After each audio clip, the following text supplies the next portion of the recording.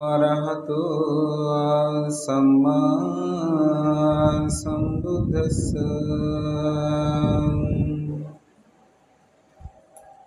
यो इमस्मिन् धम्मविनये अपमत्तो विंशति। पहाया जति संसरं दुःखकन्तं करिष्यति। सिलिये पतितयो नरो सपायो चित्तं पयं सभावया। अतापि निपाको भिक्खु स्वइमं विजटाये जटन्ति। एतेन सस्सवाचेन होतु ते जयमङ्गलं ते।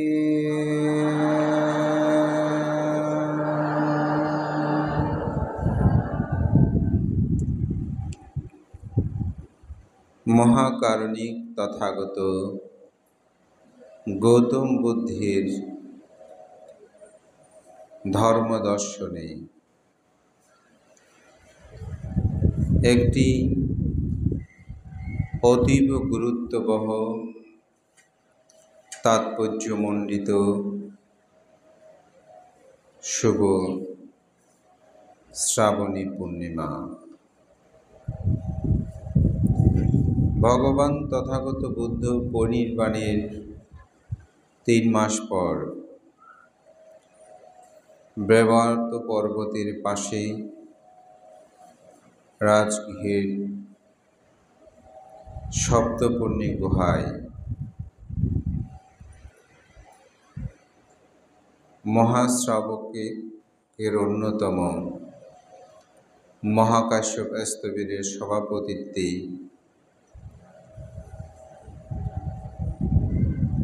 প্রথম বৌদ্ধ সঙ্গীতি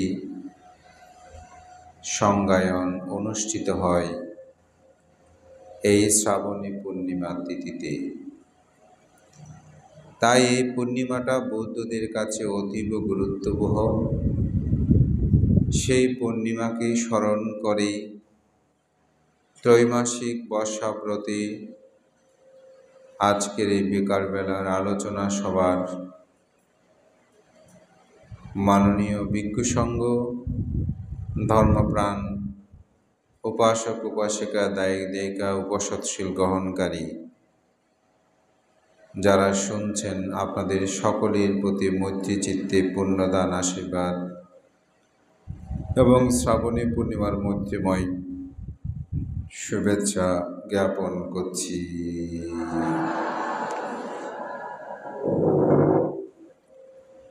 ধর্মপ্রাণ প্রিয় উপাসক উপাসিকা বিন্দু, গত সপ্তাহে আমি ঘোষণা দিয়েছিলাম দ্যুতঙ্গশীল সম্পর্কে ধর্মদেশনা করব, কিন্তু আজকে যেহেতু শ্রাবণী পূর্ণিমা, তাই অহিত নয়। তাই আমি চিন্তা করেছি আজকে সেই শ্রাবণী পূর্ণিমা এবং দ্যুতাঙ্গশীল সে বিষয় নিয়েও আমি আলোচনা করব। আপনারা জানেন মহাকারণিক তথাগত গৌতম বুদ্ধ দীর্ঘ ৪৫ বছর তিনি দেব মানবের হিতার্থে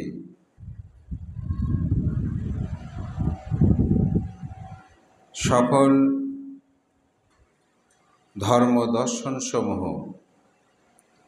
তিনি ৪৫ বছর যাবৎ প্রচার করেছেন। প্রচার করার পরে তিনি কুশিনারার শালবৃক্ষ বনে বৈশাখী পূর্ণিমা তিথিতে পরিনির্বাপিত হন। পরিনির্বাপিত হওয়ার পর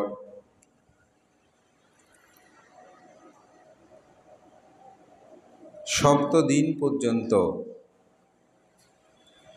বহুভাবে চেষ্টা করা হয়েছিল তাহার দাহকার্য সুসম্পন্ন করার জন্য, কিন্তু এত প্রচেষ্টার পরেও কোনো ক্রমে বুদ্ধের পরিনির্বাপিত দেহে আগুন প্রজ্বলিত হচ্ছিল না। তখন সেখানে অনেক ভিক্ষু সংঘ সমবেত, সকলেই সে বিষয়টা উপলব্ধি করে তাদের জ্ঞাননেত্রে তাদের দিব্য দৃষ্টিতে অবগত হলেন যে মহাকাশ্যপস্তবীর প্রাভানগর থেকে যতক্ষণ তিনি কুশীনগরে আসবেন না এবং তিনি বুদ্ধকে বন্দনা করে পদযুগল স্পর্শ করবে না, ততক্ষণ এই চিতায় বা শ্মশানে বুদ্ধের দেহে আগুন প্রজ্বলিত হবে না। তখন তারা সে প্রচেষ্টা করেনি, অপেক্ষা করছিল। তিনি এসেই দেখতে পেলেন সেখানে স্বাভাবিকভাবে সবাই তো আর অরহত নয়, কেউ হয়তো পৃথকজন, কেউ কল্যাণ পৃথকজন, কেউ শ্রোতাপত্তি স্থগিতাগামী, কেউ অনাগামী, কেউ অরহত। এভাবে তো ভিক্ষুদের মধ্যে, দায়কদের মধ্যেও বিবিধভাবে পার্থক্য আছে। তো সুতরাং সেখানে যারা শ্রোতাপত্তি স্থগিতাগামী ভিক্ষু থাকলেও ওনাদের মধ্যে তো শোক থাকে, অরহত ব্যতীত অন্যান্যদের মাঝে কিন্তু শোক থাকে, যার কারণে অনেকেই স্মৃতিমান থাকলেও আবার বহুজনে ক্রন্দন করছিল, কান্নাকাটি করছে, হাউ হুতাশ করছে। তো সেখানে একজন বৃদ্ধ প্রব্রজিত ভিক্ষু ছিল, যার নাম ছিল সুভদ্র। তো সুভদ্র সেই ভিক্ষু বুদ্ধের প্রতি একটু রুষ্ট ছিলেন। বুদ্ধের শিষ্য হলেও তার রুষ্ট হওয়ার কারণ, তার জন্মস্থানে তথাগত বুদ্ধ একবার গিয়েছিলেন। তার দুই নাপিত পুত্র ছিল। তো তাদের সেটা অনেক কাহিনী, আমি এটাই সংক্ষিপ্তভাবে বলি, কারণ একটা কথা বলতে গেলে আরও বহু কথা আসবে। তো সংক্ষিপ্তভাবে এটাই বলি, তারা একটা নিষ্কৃষ্ট কর্ম সম্পাদনের মাধ্যমে বুদ্ধকে কিছু খাদ্য দান করেছিল, কিন্তু বুদ্ধ তা গ্রহণ করে নাই, কারণ নির্দিষ্ট কর্মের কোনো খাদ্য বুদ্ধ গ্রহণ করেন না। এখন আবার প্রশ্ন করতে পারেন বান্ধে, নির্দিষ্ট ধানের খাদ্যটা কি? তো কিছু কিছু প্রশ্ন রেখে দিই, পরে বলবো, নয়তো শেষে বলবো একটু। তবুও বলি, যেমন উপগুপ্তস্তবীর যখন সম্রাট অশোকের সাথে সাক্ষাৎ হয়, তখন তিনি বলেছিলেন যে ওখানে অনেকের মধ্যে সাক্ষাৎ হয়, যেটা তো ওখানে একজন ভিক্ষু বলেছিল যে ভান্তে, আপনাকে পিণ্ডচারণ করতে হবে না, আমি অতীত জন্মে স্বয়ং গ্রহণ করে একটা কুকুরকে দেখেছিলাম। কুকুরটা খুব ক্ষুধার্ত, কিন্তু আমার তো পেট তখন ভরা। তো দেখছি যে কুকুরটা খুব ক্ষুধার্ত, এখন তাকে কি দান করব, আমার তো কিছু, আমি তো এইমাত্র সোয়াইং খাওয়া শেষ হয়েছে। তো বলে যে আমি হাত ঢুকিয়ে দিয়ে বমি করেছিলাম, বমি করে খাদ্যগুলো বের করে দিয়েছি, কুকুরটা খেয়েছে, এটার দ্বারাই আমার পুণ্য হয়েছে, কারণ আমি পুণ্য চেতনায় সেটা দান করেছি। সে দানের প্রভাবে আমি পিণ্ডচারণে গেলে আমি 2 পাত্র সোয়াইং লাভ করি। তো তার মধ্যে 1 পাত্র সোয়াইং আমি আপনাকে দান করব। তো উপগুপ্ত বলছে, না, তোমার এই নিষ্কৃষ্ট দানের পুণ্যের প্রভাবে যে ফল, সেটা আমি গ্রহণ করব না। এখন বুঝতে হয়েছে, কারণ আমি পুণ্য চেতনায় সেটা দান করেছি। সেই দানের প্রভাবে আমি পিণ্ডচারণে গেলে আমি 2 পাত্র সোয়াইং লাভ করি। তার মধ্যে 1 পাত্র সোয়াইং আমি আপনাকে দান করব।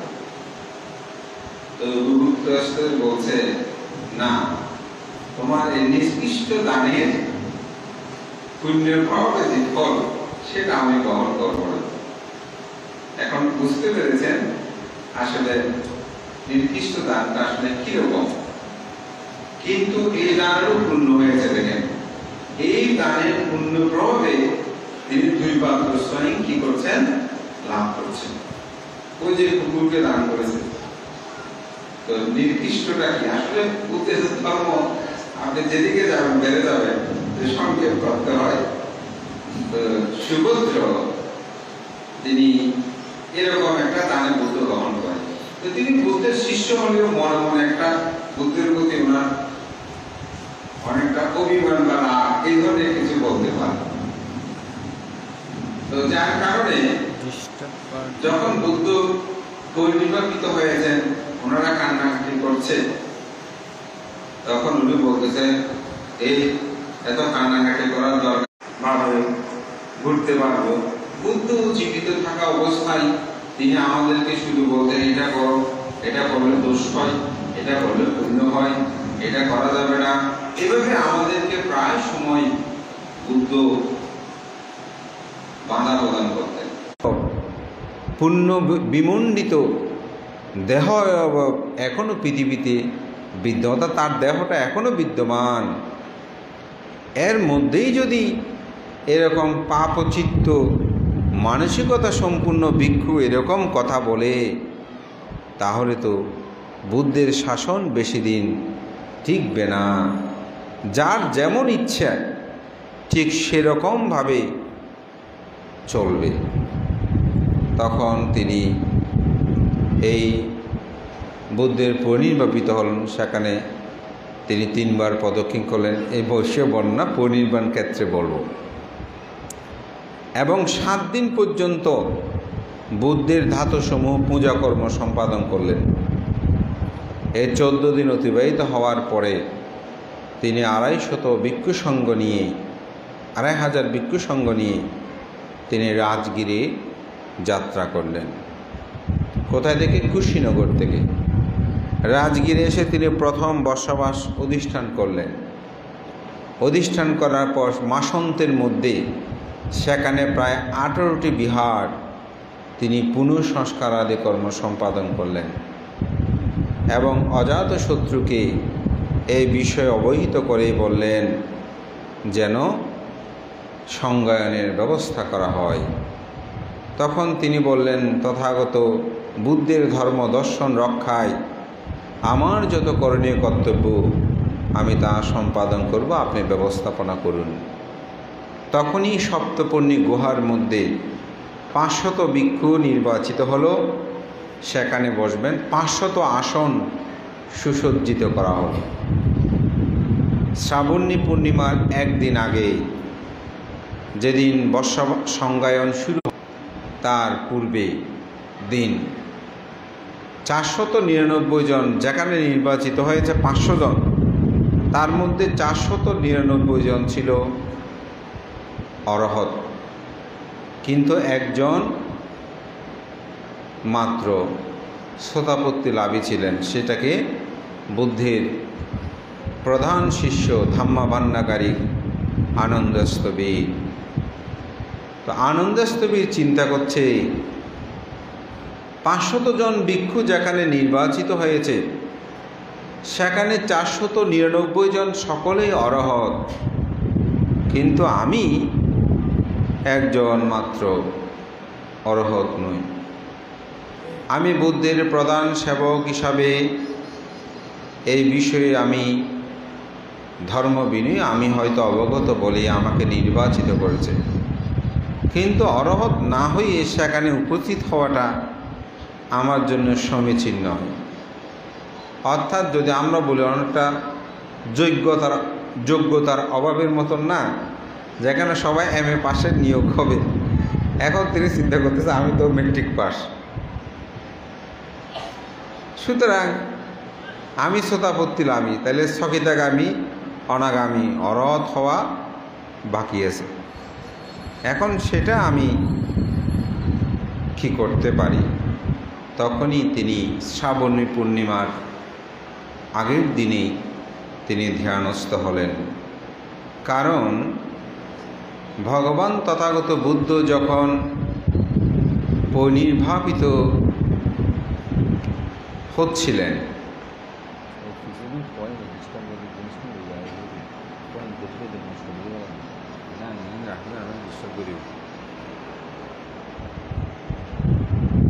বুদ্ধ যখন আয়ু সংস্কার করেছিলেন, তখন আনন্দস্তবীর এক পাশে গিয়ে তিনি কিন্তু ক্রন্দন করছিল যে তথাগত বুদ্ধ তো পরিনির্বাপিত হচ্ছে, আমি কি করব? তখন বুদ্ধ আনন্দকে ডেকে এনে বলেছিল, আনন্দ তুমি ক্রন্দন করো না। বুদ্ধ সেদিন বলেছিলেন, তুমহি কিচ্ছাং আতাপ্পাং আখ্যা তারা তথাগতা পাঠিপন্ন পামুকান্তি যাইনু মারা বন্ধনাং। হে আনন্দ, হে ভিক্ষু সঙ্গ, তোমাদেরকে সব কিছু করতে হবে, তথাগত শুধুমাত্র প্রতপদস্বর, তোমাকে সমস্ত মার্গে পরাভূত করতে হবে। তো বুদ্ধের এই কথাটা আনন্দের হৃদয়ে স্পর্শ করেছিল যে বুদ্ধ তো আমাকে বলেছেন আমাকে সব কিছু করতে হবে, করার জন্য বুদ্ধ সেই নির্দেশ দিয়েছিলেন। যার কারণে এবং বলেছিলেন, আনন্দ তুমি আত্মদীপ হও, তুমি অচিরেই মার্গ জ্ঞান ও অরহত্ব জ্ঞান তুমি লাভ করবে। এটাকে অনেকটা আনন্দের জীবনে এটা অনেক ইন্সপায়ার করেছিল যে না আমি পারব। তখন তিনি ধ্যানস্থ হলেন। ধ্যানস্থ হয়ে সারা রাত ধ্যান করলেন, কিন্তু মার্গ জ্ঞান যতটুকু সেখানে অরহৎ হতে পারে না। তো অরহতের একটা বিষয় আছে সাধনা জীবনে, সেটা হচ্ছে শ্রদ্ধা, বীর্য, প্রজ্ঞা। এই তিনটা জিনিস খুবই গুরুত্ববহ। আমাদের মধ্যে এরকম কিছু মানুষ আছে, কিছু কিছু মানুষ আছে খুবই প্রজ্ঞাবান, কিছু কিছু মানুষ আছে খুবই শ্রদ্ধাবান, কিছু কিছু মানুষ আছে খুবই বীর্যবান। কীরকম? আপনি একটা কথা বলেছেন, মানুষটা কথাটা খুব চিন্তা করে, বলে এটা ঠিক নাকি বেঠিক, এটা কেমন, এইগুলো নিয়ে সে পর্যালোচনা করে তারপর গ্রহণ করে। এটা হচ্ছে প্রজ্ঞা বেশি। আর কিছু কিছু মানুষ আছে, উনি যেমন হবে হোক, আমি শ্রদ্ধা করছি, শ্রদ্ধাই করব। উনি কি কেমন এত বাক বিচার করে না। হ্যাঁ, শ্রদ্ধা করার আছে কিছু। অনেকে বলে বান্ধে এটা মানে কদিন দিন আত্ম নলার এ বান্ধ রং হরব জিবে বান্ধে দান করণ আছে ঘুরিরা তো কেন চিন্তা করিতে ইত্যা নয়, এরকম করে শ্রদ্ধায় শ্রদ্ধা করে দান করে ফেলে। উনি এত ভাবার কোনো হিসাব না, শ্রদ্ধাটা করে। আর একটা হচ্ছে বীর্য, আমি এটা করবই, যেমন হবে হোক, এটা আমাকে করতেই হবে, এরকম করে ধীর। যেমন অনেকে অস্ট্রেলিয়া নিয়েছেন, হয়তো কোনো কারণে কোনো সমস্যা হচ্ছে, বলে না আমার সমস্যা হলো কিন্তু আমি অস্ট্রেলিয়া ভঙ্গ করব না, হ্যাঁ আমি এটা করেই ছাড়ব, এরকম ধীর বীর্য। এই তিনটা বুদ্ধদের জীবন প্রয়োজন। শুধু বুদ্ধদের জীবনে নয়, যারা মার্গ জ্ঞানও লাভ করে তাদের সবার ক্ষেত্রে এগুলোর প্রয়োজন। তবে এখানে একটা বিষয় আছে, যখন আপনি সাধনায় অবতীর্ণ হবেন তখন এই তিনটা সমান থাকতে হবে, ইকুয়াল। এখানে কোনোটা বেশি কম থাকলে কিন্তু হবে না, এটা অন্তরায় হয়ে যাবে।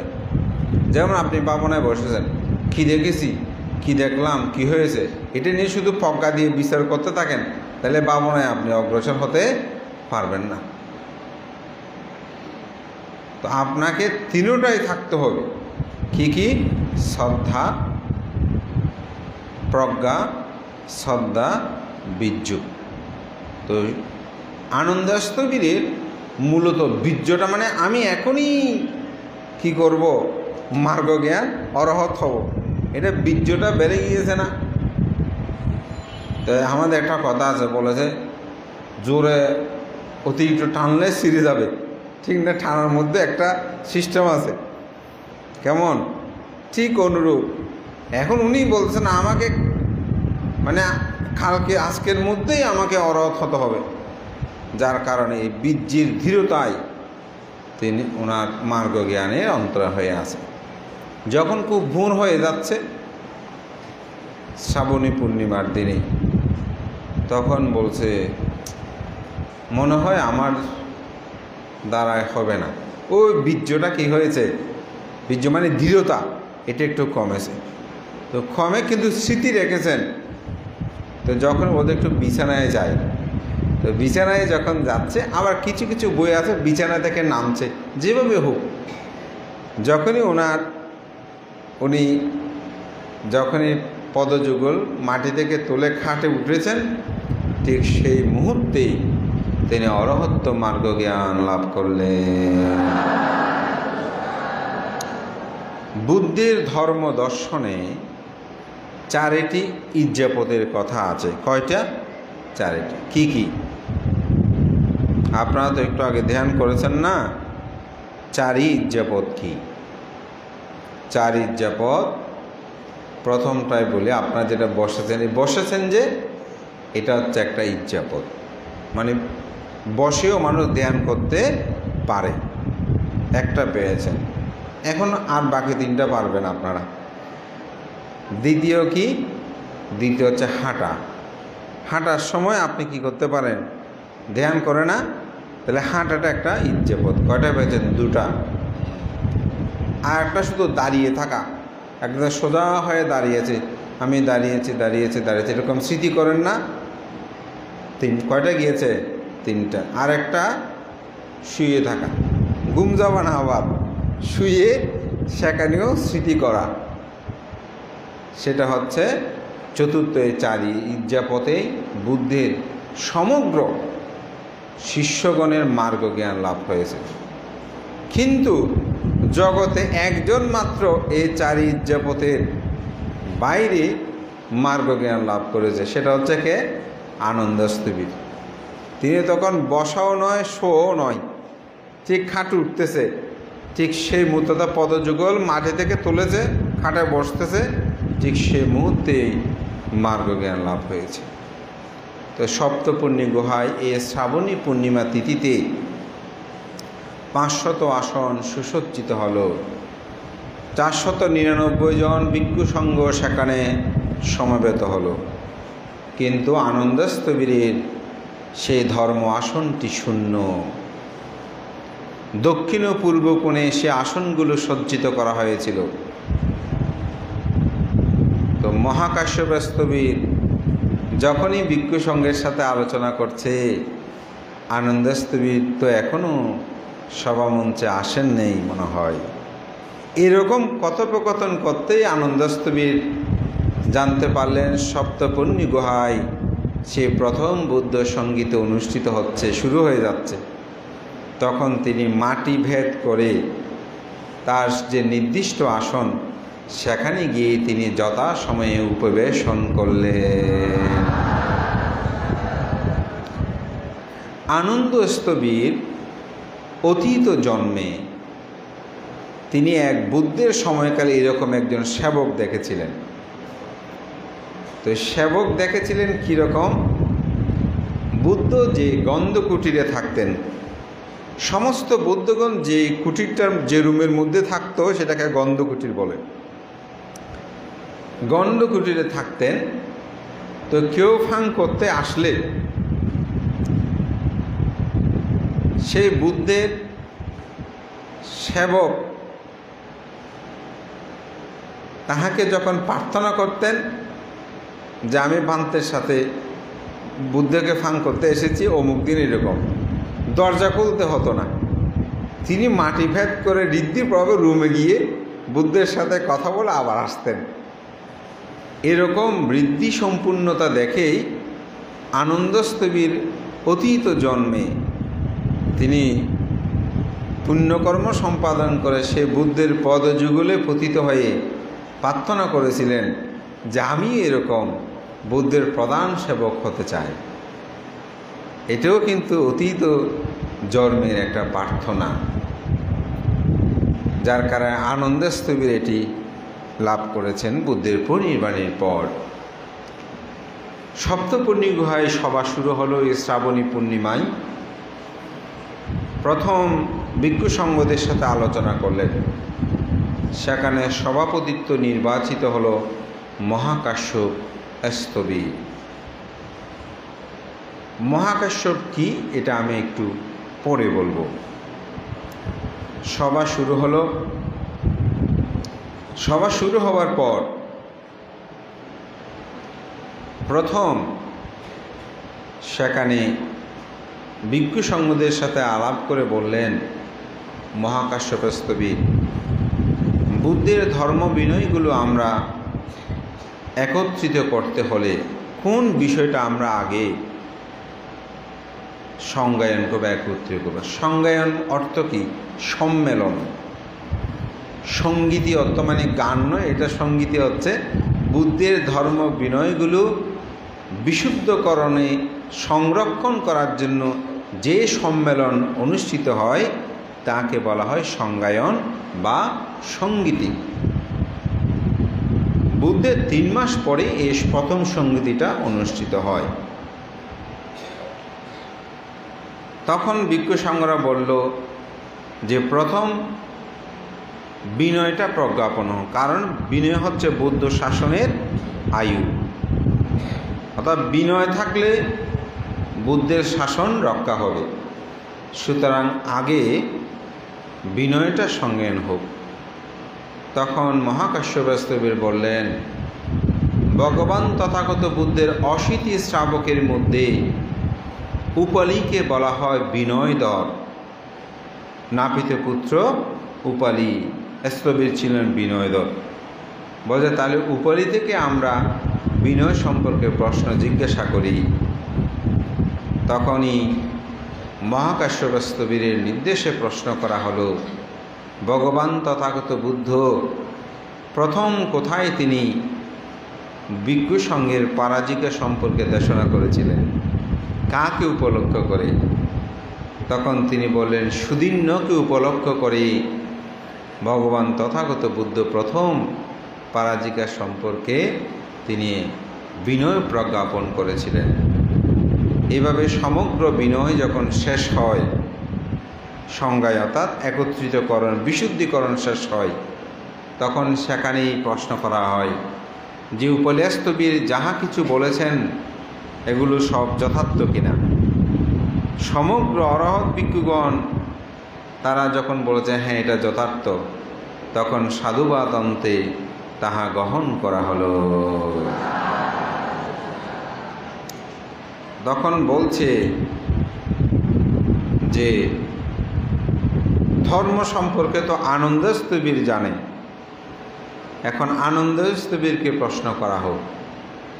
তখন আনন্দস্তবীর প্রশ্ন করলেন, ভগবান তথাগত বুদ্ধ যে ব্রহ্মজাল সূত্র দেশনা করেছেন, এটি কোথায় করেছেন, কেন করেছেন, কী জন্য করেছেন? তখন সেই বিষয়ে আনন্দস্তবীর ব্রহ্মজাল সূত্র দিয়ে বুদ্ধের সমগ্র ধর্ম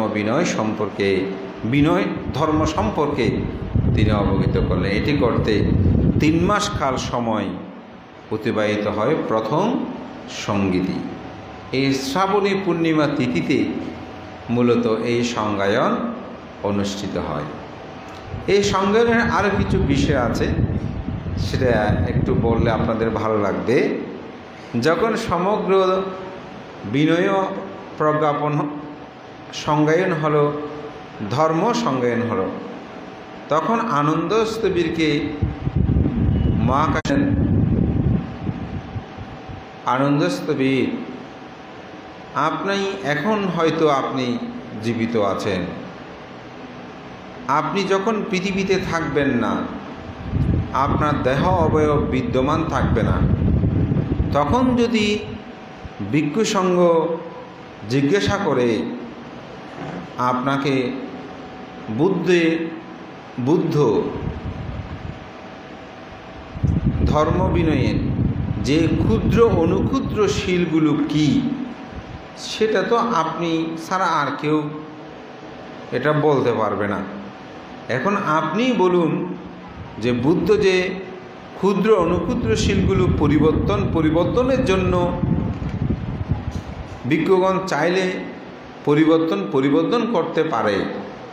এখন আপনি বলুন ক্ষুদ্র অনুক্ষুদ্র শীলগুলো কি? এখন আনন্দ সুখ বলতে পারতেছে না,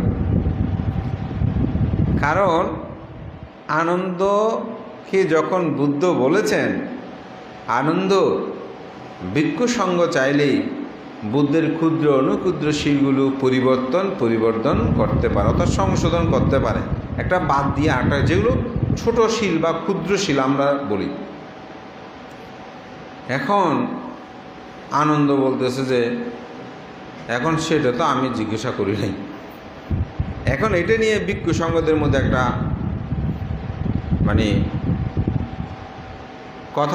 কথা কাটাকাটি বললেও ভুল হবে, যেহেতু অরহত, এটা নিয়ে একটু আলোচনা হচ্ছে যে এখন এই ক্ষুদ্র অনুক্ষুদ্রগুলো শীল কি, এটা আমরা কোনটা পরিবর্তন করব, কোনটা কি করব, এটা নিয়ে তাদের মধ্যে একটা আলোচনা হচ্ছে। তো মহাকাশ্যপস্তবীর, তিনি তো সভাপতি, তিনি বললেন, হে ভিক্ষুগণ, তথাগত মাত্র পরিনির্বাপিত হয়েছে এই 3 মাস হলো, আমরা যদি এই মুহূর্তে বুদ্ধের ক্ষুদ্র অনুক্ষুদ্র শীল কোনটা, এটা নিয়ে তর্ক বিতর্ক করি, আমাদের মধ্যে যদি এটা নিয়ে কোনো দ্বন্দ্ব সংঘাত হয়, তাহলে অন্যান্য তীর্থঙ্করগণ, তৎকালীন সময় আরও অন্য ধর্মের মানুষ ছিল না, বা দায়িকা আছেন, তারা মনে করবেন তারা কেমন বুদ্ধের শিষ্য, বুদ্ধ পরিনির্বাপিত হয়েছে মাত্র 3 মাস হলো, এর মধ্যে তারা বুদ্ধের শীল বিনয়গুলো বাদ দেবে, কোনটা গ্রহণ করবে, এটা নিয়ে তর্ক বিতর্ক শুরু করে দিয়েছে। তারা কেমন বুদ্ধের অনুগত্য, এটা নিয়ে অনেকে প্রশ্ন করতে পারে। তখন মহাকাশ্যপস্তবীর বললেন, তাই আমি মনে করি বুদ্ধের সমগ্র ধর্ম বিনয়গুলো আমাদেরকে যথাযথভাবে গ্রহণ করা উচিত। এটা নিয়ে পণ্ডিতদের মধ্যে আরেকটি খুব সুন্দর উদাহরণ আছে। সেই উদাহরণটা কি? সেখানে বলছে, আপনি একটি রাজা, বিশাল রাজ্যের আপনি একজন রাজা, আপনার মৃত্যুর পরে যদি আপনার সন্তান এই রাজত্ব গ্রহণ করে, মৃত্যুর পূর্বে যদি রাজা বলে যায়, হে পুত্র, আমার মৃত্যুর পরে তো তুমি এ রাজ্যের রাজা হবে, তোমার যেটি ইচ্ছা হয় সেটা বাদ দিও, কোনো রাজ্য যদি ছেড়ে দিতে হচ্ছে তুমি ছেড়ে দিও, কোনো রাজ্য গ্রহণ করা যদি ইচ্ছে গ্রহণ করিও, আমি তোমাকে সেই ক্ষমতা দিয়ে গেলাম। বলে যে যদি রাজসিংহাসনে পুত্র আরোহণ করে, তখন কি তিনি বলবেন আমার রাজ্যের এই অংশ অমুককে দিয়ে দিলাম, এই অংশ অমুককে দিয়ে দিলাম, এই অংশ অমুককে দিয়ে দিলাম? বলে যে না, এটা রাজধর্ম নয়। রাজধর্ম হচ্ছে রাজ্য আরও বৃদ্ধি করা, এটা ছোট করার ক্ষেত্রে নয়, এটা আরও বৃদ্ধি করা। রাজারা চাই আমার বাবা জম্বুদ্বীপ শাসন করেছে, আমি সমগ্র পৃথিবী শাসন করব, এ ধরনের ইচ্ছে শক্তিটা প্রবল না, এটা আরও বাড়াতে চায় না। বলছে অনুরূপভাবে তথাগত বুদ্ধের যে ধর্ম শাসন, রাজ্য, এই ধর্মরাজ্যকে আমরা প্রবৃদ্ধি করব, বুদ্ধের ধর্ম বিনিয়োগগুলো আরও বাড়াবো, কিন্তু কমাবো কেন? যার কারণে সেখানে মহাকাশ্যপস্তবীর বললেন যদি এই বিষয়ে সবার সম্মতি থাকে তাহলে সকলেই নীরব থাকুন, যদি এই বিষয়ে কারো কোনো কথা থাকে আপনারা বলতে পারেন। তখন সকল ভিক্ষু সংঘ একেবারে নীরব হয়ে রইলেন। তখন বলছে যেহেতু আপনারা নীরব আছেন তাহলে অবশ্যই সম্মতি দিয়েছেন, তাহলে সবাই সাধুবাদ প্রদান করুন। কিন্তু আনন্দস্থবিরকে ছাড় দেওয়া যাবে না। তখন আনন্দস্থবিরকে প্রশ্ন করলেন, ভগবান তথাগত বুদ্ধ পরিনির্বাণের পূর্বে আপনাকে ক্ষুদ্র অনুক্ষুদ্র শিলগুলো পরিবর্তনের জন্য বলেছে, আপনি কোনটা ক্ষুদ্র অনুক্ষুদ্র শিল সেটা বুদ্ধের কাছে জিজ্ঞাসা করেন নাই কেন? সুতরাং আপনার অপরাধ হয়েছে। কাকে বলছে? আনন্দস্থবিরকে। তো আনন্দস্থবির বলছেন, হে মহান সঙ্গ, তথাগত বুদ্ধ যখন এই কথাটি প্রজ্ঞাপন করেছিলেন, আমি বুদ্ধের প্রতি এতই শ্রদ্ধান্বিত ছিলাম, আমি ক্ষুদ্র অনুক্ষুদ্র শিলগুলো কি আমি প্রশ্ন করি নাই, আমি ইচ্ছা করে জিজ্ঞাসা করিনি তা না। তথাপি আমার অপরাধ যদি হয়, সঙ্গ যদি অপরাধ মনে করে, তাহলে আমি তা স্বীকার করছি, আমার অপরাধ হয়েছে, সঙ্গ তাহা আমার প্রতিকার করুক, অর্থাৎ আমাকে যে শাস্তি দেয় আমি সঙ্গের কাছে ক্ষমা প্রার্থনা করছি। তখন সঙ্গ বলছে, সাধু সাধু, ঠিক আছে, তোমার আরেকটি অপরাধ আছে। আরেকটি কি অপরাধ?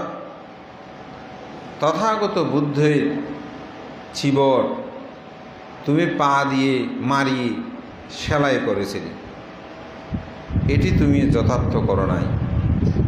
বুদ্ধের মতো মহাপুরুষের, আমাদের ধর্মরাজ ধর্মগুরু, তুমি চিবর কেন পা দিয়ে মুড়িয়ে ধরে তুমি সেলাই করো? তথা অনেক সময় পা দিয়ে চিবে ধরে সেলাই করে না, তো বুদ্ধের চিবর একবার সেলাই করেছিল আনন্দস্থবির এইভাবে, বজ এটা তোমার অপরাধ হয়েছে।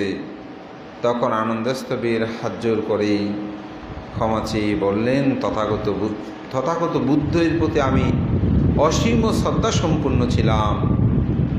সেই সময় চিবরটা আমি যখন সেলাই করছিলাম অন্য কেউ ছিল না, আমার মনে অশ্রদ্ধা ছিল না, আমি এটা সেলাই করতে হবে সে নিমিত্তে, অর্থাৎ সেই কারণে আমি সেটা সেলাই করেছি, কিন্তু কিঞ্চিত পরিমাণ অশ্রদ্ধাবশত আমি করি নাই।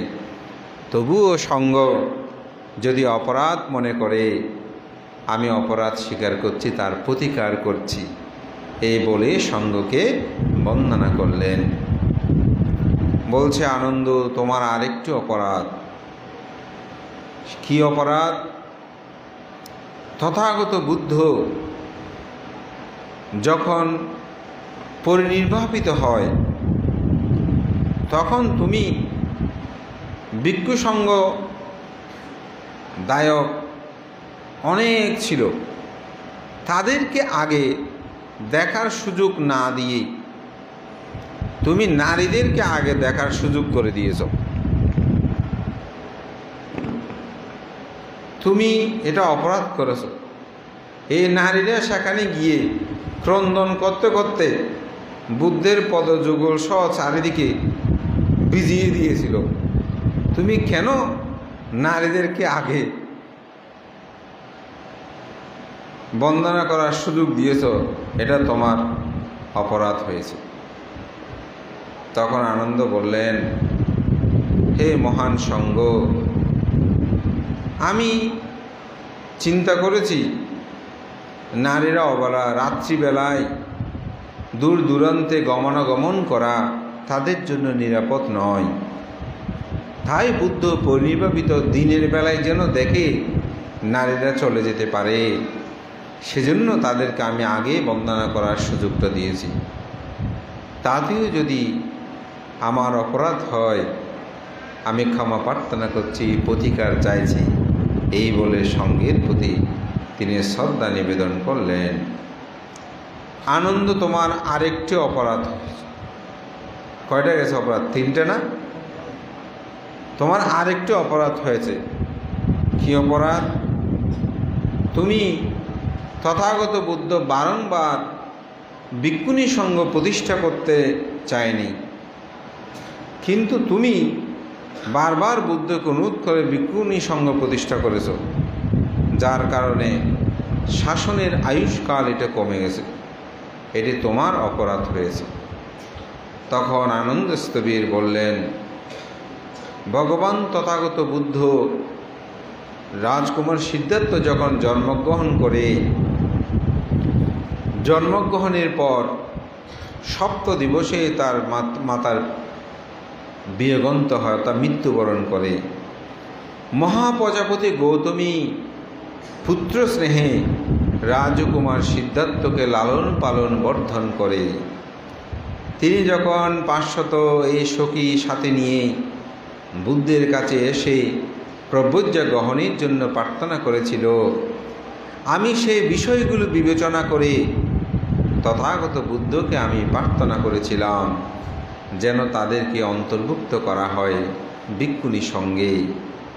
তাতেও যদি আমার অপরাধ হয় তাহলে সঙ্গের কাছে আমি প্রতিকার চাচ্ছি, অর্থাৎ ক্ষমা চাচ্ছি বলে তিনি বন্দনা নিবেদন করলেন। আনন্দ, তোমার আরেকটি সর্বশেষ অপরাধ। সে সর্বশেষ অপরাধ কি? তথাগত বুদ্ধ তোমাকে চপলচৈত, ব্যবহত পর্বত, বৈশালী বহু জায়গায় তোমাকে বলেছিল তথাগত বুদ্ধ চাইলেই এই অনন্তকাল এই পৃথিবীতে অবস্থান করতে পারে। তোমাকে এতবার বলার পরেও তুমি তথাগত বুদ্ধকে অনন্তকাল এই পৃথিবীতে অবস্থান করার জন্য, আয়ুষ্কারের জন্য তুমি প্রার্থনা করো নাই। তুমি যদি প্রার্থনা করতে তাহলে তথাগত প্রথমবার, দ্বিতীয়বার প্রত্যাখ্যান করলেও তৃতীয়বারেই তাহা কিন্তু গ্রহণ করতেন। তুমি সেই কাজটি কিন্তু করো নাই, এটি তোমার অপরাধ হয়েছে। তখন তিনি বললেন, হে মহান সঙ্গ, আমি এই কথাটা শুনলেও বুদ্ধের কথাটা আমি উপলব্ধি করতে পারিনি, আমি বুঝতে পারি নাই। যদি আমি বুঝতে পারতাম তাহলে তথাগত বুদ্ধকে অনন্তকাল থাকার জন্য আমি প্রার্থনা করতাম। আমি বুদ্ধের এই কথার মহত্বতা আমার উপলব্ধি হয়নি। যদি তাতে আমার কোনো অপরাধ হয় তবু আমি সঙ্গের কাছে প্রতিকারতা ক্ষমা চাচ্ছি। তো মহান সঙ্গ সেখানে বললেন, সাধু সাধু সাধু। আনন্দ, তুমি যে ধর্ম বিনয়ের প্রতি গভীর শ্রদ্ধাশীলতা এটি এখানে প্রতীয়মান হয়েছে, এবং সেখানে সবাই সাধুবাদান্তে আনন্দের এই পঞ্চদোষ স্বীকার তার প্রতি প্রতিকারতা ক্ষমা করে দিয়েছিলেন। এই শ্রাবণী পূর্ণিমাটা গুরুত্ববহ কেন? কারণ বুদ্ধের পরিনির্বাণের পর 3 মাস পর সপ্তপুণ্যি গুহায় এই বুদ্ধ সঙ্গীত 500 অরহগ্নি। যদি এই সঙ্গীতই অনুষ্ঠিত না হতো, আজকে আমরা যে বিশুদ্ধ ত্রিপিটকের কথা বলছি হয়তো সেটা হতো না। আপনারা জানেন বুদ্ধের পরিনির্বাণের 100 বছর পর কালা অশোকের পৃষ্ঠপোষকতায় দ্বিতীয় সংগীতি অনুষ্ঠিত হয় এবং বুদ্ধের পরিনির্বাণের 218 বছর পর সম্রাট অশোকের পৃষ্ঠপোষকতায় তৃতীয় সংগীতি অনুষ্ঠিত হয়। আবার বুদ্ধের পরিনির্বাণের পর শ্রীলঙ্কায় রাজা বট্টগামিনীর পৃষ্ঠপোষকতায় চতুর্থ সংগীতি অনুষ্ঠিত হয়।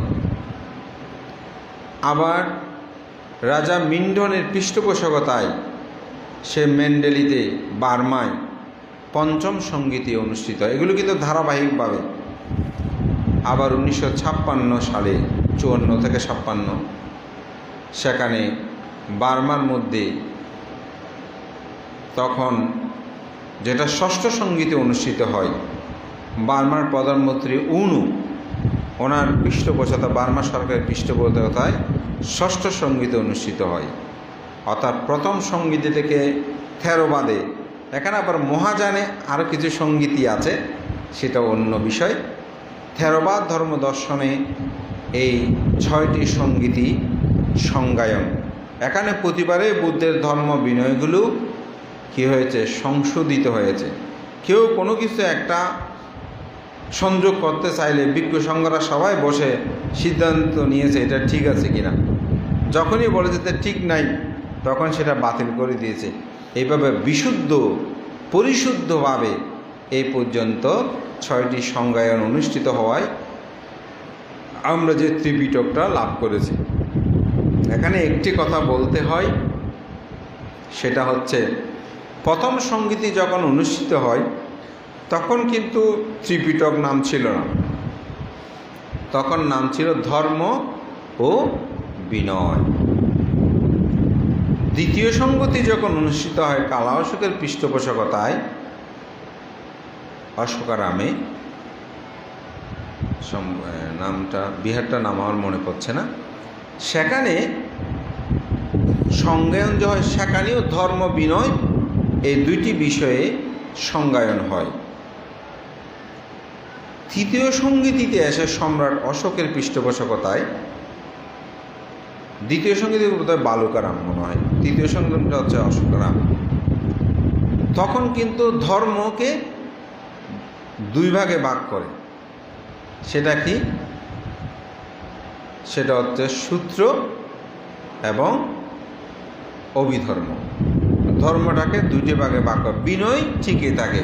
তখন থেকে ত্রিপিটক নামকরণ করা হয় বুদ্ধের সমগ্র বাণী সমূহকে। তো যদি প্রথম সংগীতি না হতো তাহলে তো দ্বিতীয় সংগীতি হতে পারত না, কারণ এই ধর্মগুলো বিশুদ্ধিতে থাকতো না। তো দ্বিতীয় সংগীতি যদি না হতো তৃতীয় সংগীতি হতো না, তৃতীয় সংগীতি না হলে চতুর্থ হতো না, চতুর্থ না হলে পঞ্চম হতো না, পঞ্চম না হলে ষষ্ঠ হতো না। আজকে যে আমরা তথাগত বুদ্ধের বাণীসমূহ লাভ করছি, এটি আমাদের লাভ করা সম্ভব হতো না, কারণ তখন লিখিত ছিল না। মুখে বললে সেগুলো মুখস্থ হয়ে যেত। অনেকেই প্রশ্ন করে, বানতে এতগুলো কথা কিভাবে মুখস্থ থাকে? আপনারা মাঝে মধ্যে সোশ্যাল মিডিয়ার কল্যাণে অনেকে হয়তো দেখেছেন যে বার্মাতে এখনও ত্রিপিটক ধর আছে, এখনও ত্রিপিটক ধর আছে। আমাদের পরম শ্রদ্ধেয় বুদ্ধরক্ষিত মহাস্তবের মদ উপসংগরাজ, যিনি হাসিমপুরে থাকতেন, বান্তের জন্মস্থান চেদিরপুনি লোহাগাড়া। তো বান্তে বৃদ্ধ বয়সেও, 90 বছর বয়সেও 46টা সূত্র মুখস্থ। আমরা তো সূত্রের নামও বলতে পারবো না। আপনারা পারবেন? কেমন শুনেছি ওনারা পড়া দিত যে অন্ধকারে। বার্মার মধ্যে শিক্ষা দীক্ষা করেছে যে অন্ধকারের মধ্যে আপনি পড়া শিখেছেন, একটা অন্ধকার রুম আছে, রুমে সেখানে বড় বান্তে যিনি পড়ার উনি বসে আছেন, আপনি গিয়ে বসবেন, উনি বলবে যে বাহুদেব মানুষ আছে, এখান থেকে বলেন। এখন আপনি অন্ধকার রুমের মধ্যে ওখান থেকে বলা শুরু করে দিতে হবে। এভাবে মুখস্থ। আমাদের শ্রদ্ধেয় শুভদীরত্ন মহস্তবী চট্টগ্রাম বৌদ্ধবিহারের উপাধ্যক্ষ ছিল উপসংঘরাজ। ওনার বাড়ি বাঁশখালী, ভান্তে এখানেই মহাপ্রয়াণ করেছেন। আমিও দেখেছি ভান্তেকে। ভান্তে পুরা গীতাঞ্জলি মুখস্থ বলতে পারতো বলেন। এখানে সাইনবোর্ড দেখলে উনি ওখানে গিয়ে মাঝে মধ্যে বকাতে বানানগুলো সবগুলো এরকম বলতেছে।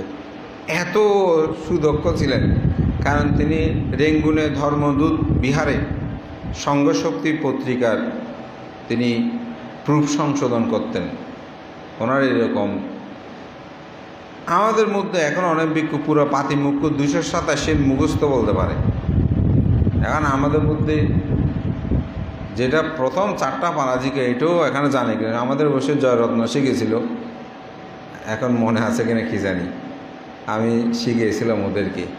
তো অনেকেই 287 কি এগুলো অনেকে বলতে পারবে কিনা সন্দেহ, কিন্তু এটা পুরো মুখস্থ বই, এত বড় বই। তো এখন যারা 5 লাইন শিখতে সমস্যা, তাদের কাছে এটা কঠিন মনে হবে, কিন্তু তখন তো স্মৃতিধর ছিল মানুষ। এখন সাইডে দুই কত হয় বলতে গেলে বলতে ক্যালকুলেটরটা নেই, মোবাইলটা নেই। আর তখনকার মানুষ 1 কুড়ি 2 কুড়ি 5 কুড়ি 10 কুড়ি বলে হিসাব মিলিয়ে ফেলেছে, ঠিক না? আমি এটাই বলতে যাচ্ছি যে তখনকার সময় এরকম স্মৃতিমান ছিল, যার কারণে ভিক্ষু সংঘরা এগুলো মুখস্থ রাখতে পারতেন। তবে 4র্থ সংগীতিতে এসে শ্রীলঙ্কায় রাজা বট্টগামিনীর পৃষ্ঠপোষকতায় যে 4র্থ সংগীতে অনুষ্ঠিত হয়, তখন তালপত্রে অর্থাৎ তালপাতা আছে না, তালপাতা লেখা দেখেছেন? জাদুঘরে গেলে দেখবেন। আমাদের চট্টগ্রাম বৌদ্ধ মন্দির আমি পরশুদিন দেখলাম, সেখানে তো ওখানের মধ্যে লিখত, ওইভাবে লিখেছেন। 5ম সংগীতিতে এসে মার্বেল পাথরে সেগুলো লিপিবদ্ধ করা হয়। কোথায়? বার্মাতে। সৌভাগ্য হয়েছে আমার সেটা দেখার। অর্থাৎ মার্বেল পাথরের মধ্যে পুরো ত্রিপিটক লিখে ফেলছে। কেমন শ্রম, কেমন ত্যাগ করেছে। আর আপনাদেরকে তো পড়তে বললেও পড়া হয় না। আপনারা কি বলবেন? আমরাও এখন পড়তে পারি না। ফাং ফাং ফাং, এই ফাংয়ের যন্ত্রণা মহা যন্ত্রণা। এই ফাংয়ের জন্য কোনো লেখাপড়া কোনো কিছু হয় না। তবুও মানুষ কত মানে মনোকষ্ট, পান থেকে ফাং করলে পাই না, পান থেকে ফাং করলে পাই না। এটাই এই ফাং না করার জন্য করলেও সমস্যা। এখন কি করবে? ফাংয়ের জন্য আমাদের লেখাপড়া হচ্ছে না। আর আপনারা আধুনিক হতে হতে এখন এই কি বলবো, আপনাদেরও পড়ালেখা নাই, বান্তারা যা বলে অমুক বলে সমুক বলেছে, এখন সাধুবাদ দিচ্ছেন। আসলে বান্তে ঠিক বলেছে কিনা ঠিক বলে নাই একটু দেখি, সেটা আসলে আমাদের মধ্যে চর্চা নাই, যার কারণে আমরা বুদ্ধির প্রকৃত ধর্মরস আমরা পান করতে পারছি না। আমি বা ধর্ম দেশনা থেকে আপনি শুনবেন, এটা আমাদের একজন বিখ্যাত ব্যক্তি, আমি নামটা ভুলে গেছি, উনি বলেছিলেন, সেটা হচ্ছে কি, বক্তৃতা হচ্ছে অল্প জ্ঞাপন, পঠন পাঠন হচ্ছে বিস্তারিত জ্ঞাপন। অর্থাৎ আপনি বক্তব্য শুনে, ধর্ম দর্শনা শুনে অল্প জানবেন যে, কিন্তু আপনি যদি পড়ালেখা করেন আপনি বিস্তারিত জানবেন। এজন্য আমি প্রায় সময় সবাইকে উদ্বুদ্ধ করি, আপনারা বইপত্র পড়বেন। প্রচুর বইপত্র এখন রয়েছে, নেটের মধ্যে আছে। কালকে আমাকে একজনে আয়ারল্যান্ড মনে হয়, ওখান থেকে একটা ছেলে ফোন করেছে, বলেছে ভান্তে আমার জন্য একটু কিছু বই পাঠাবেন। আমি খুব খুশি হয়েছি। বজবান্ধব যত টাকা, আমি টাকা রাখবে, আমার কাছে যা আছে আমি ওগুলো আপনাকে পাঠাবো। এই বই পড়লে আনন্দ লাগে। কিন্তু ত্রিপিটক প্রচার করেছে, আমি 2টা ত্রিপিটক প্রকাশনার সাথে জড়িত ছিলাম।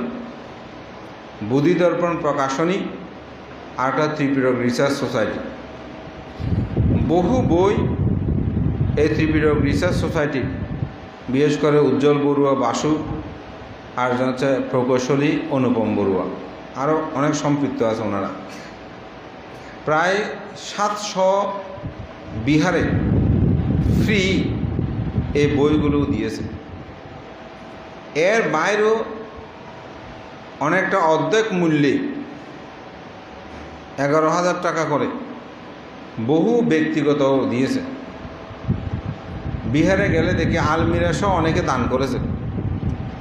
বুদ্ধিদর্পণ যখন প্রথম প্রকাশনা করলো তখন প্রায় 30,000 টাকা করে সেট আমার বিহারেও দুজনে দান করেছে। এখন আমি মাঝে মধ্যে বিহারে গিয়ে দেখি বইগুলো পরে না পরে বোঝা যাইত মাকড়সায় ভরা, কোনো কিছু নাই। বইগুলো ধরেছে কিনা সন্দেহ।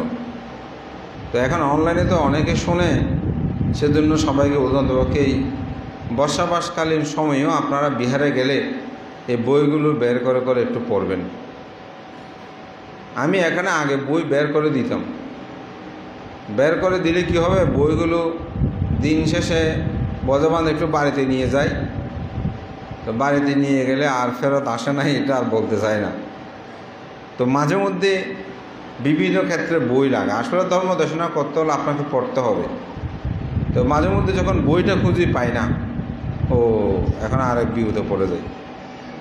তো আমি বলবো ত্রিপিটক যেখানে প্রকাশিত, অনেকে বলছে ত্রিপিটক আমরা চোখে দেখি নাই। আমি যখন নতুন ভিক্ষু হলাম, বার্মা গেলাম, বলো যে এগুলো ত্রিপিটক। বার্মিজ লেখা, এটা কি আসলে ত্রিপিটক কি ত্রিপিটক নয় আমি তো কিছু বুঝি না। বার্মিজ লেখা, তবুও শ্রদ্ধায় ত্রিপিটক বলে বন্দনা করেছি। এখন তো বুঝতে পারি এটা ত্রিপিটক, বইগুলো অন্তপক্ষে আছে। তাহলে আমরা ত্রিপিটক দেখেছি না? আপনারা সবাই ত্রিপিটক দেখেছে। এখানে অনেকবার আমি ত্রিপিটক পূজা করেছি, কিন্তু এখন এই পূজা তো শুধু চোখে দেখেছেন, পড়াটা খুব দরকার। আপনি যদি পড়েন তাহলে বুঝতে পারবেন বুদ্ধের ধর্ম দর্শনটা আসলে কি। আমার দেশনাগুলো শুনে এখন অনেকে বলছে বান্দা আপনি খুব ভালো দেশনা করেনি, তখন আপনার কাছে আরও বেশি মধুময় মনে হবে। আপনি আমাকে বলতে পারবেন বান্তে আপনি দেশনা এটা করেছেন, যে এটার সাথে বান্দা আরেকটা কাহিনী এরকম ছিল, তখন আমার কাছেও ভালো লাগবে। এই উপাসক তো পড়েছে, ওই বসিকে তো পড়েছে, ঠিক আছে আগে এবার আমি সেটা সহ যুক্ত করে বলবো। কিন্তু এখন সেটা না, বান্তে খুব ভালো দেশনা করে, বাস শেষ। এটা আপনাদেরও জানতে হবে। আমি যেগুলো বলতেছি এগুলো ঠিক বলতেছি কি না এগুলো জানতে হবে না। প্রজ্ঞাও থাকতে হবে, তো শুধু শ্রদ্ধা থাকলে হবে না, প্রজ্ঞাও থাকতে হবে, শ্রদ্ধাও থাকতে হবে, বীর্যও থাকতে হবে। তো সংজ্ঞায়ন হয়েছিল বলে শ্রাবণী পূর্ণিমায় তথাগত বুদ্ধের ধর্ম বিনয়গুলো আজকে আমরা লাভ করতে পেরেছি। যাই শ্রাবণী পূর্ণিমার তাৎপর্য সম্পর্কে আমি এখানে সংক্ষিপ্তভাবে বলবো, আলোচনা করেছে। আশা করি আপনারা বুঝতে পারবেন। সকালে একটা প্রশ্ন করেছিলাম শ্রাবণী পূর্ণিমা কাকে বলে, তা আপনারা এক কথায় উত্তর দেবেন। এই শ্রাবণী পূর্ণিমা তিথিতে প্রথম বৌদ্ধ সঙ্গীতি বা প্রথম সংজ্ঞায়ন অনুষ্ঠিত হয়েছিল। আরও যদি বিস্তারিত পারেন, আমি কিছু কথা বলেছি সেগুলো সহ সংযোগ করে বলবেন, তাতে আমাদের প্রজন্মরা এই শিক্ষাটা লাভ করবে। শ্রাবণী পূর্ণিমায় প্রথম সঙ্গীতিতে যিনি সভাপতিত্ব করেছিলেন তার নাম কি বলেছি? মহাকাশ্যপ। মহাকাশ্যপস্তবী তিনি রাজ পরিবারের অধীশ্বর ছিলেন। তার সম্পদের পরিমাণ ছিল 80,000 কোটি। এই বিত্ত বৈভব সম্পদ পরিত্যাগ করে তিনি যখন প্রব্রজ নেওয়ার জন্য আসছিলেন, তথাগত বুদ্ধ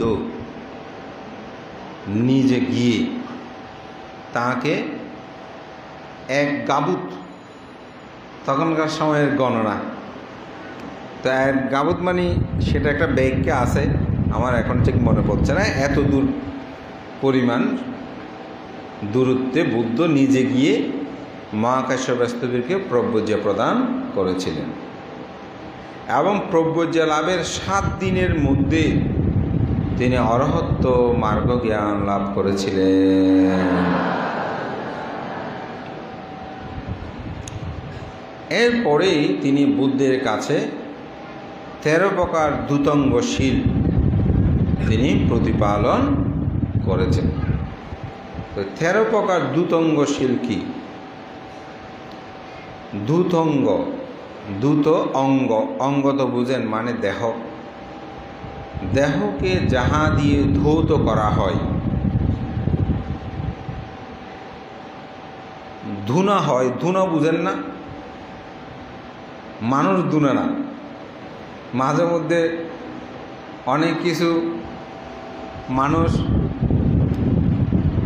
বাড়ি দিয়ে চাল ডাল বিভিন্ন কিছু, তখনকার সময় পিঠে বানাতে চালের গুঁড়োগুলোকে ধুনা দিত না বিভিন্ন জায়গায় দিয়ে। তো এই ধুনুন কিসের ধুনুন?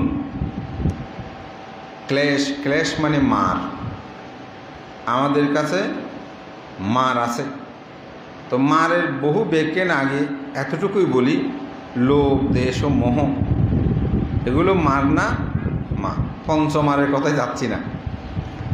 এই মানুষের দুঃখ উৎপত্তির কারণটা হচ্ছে কি?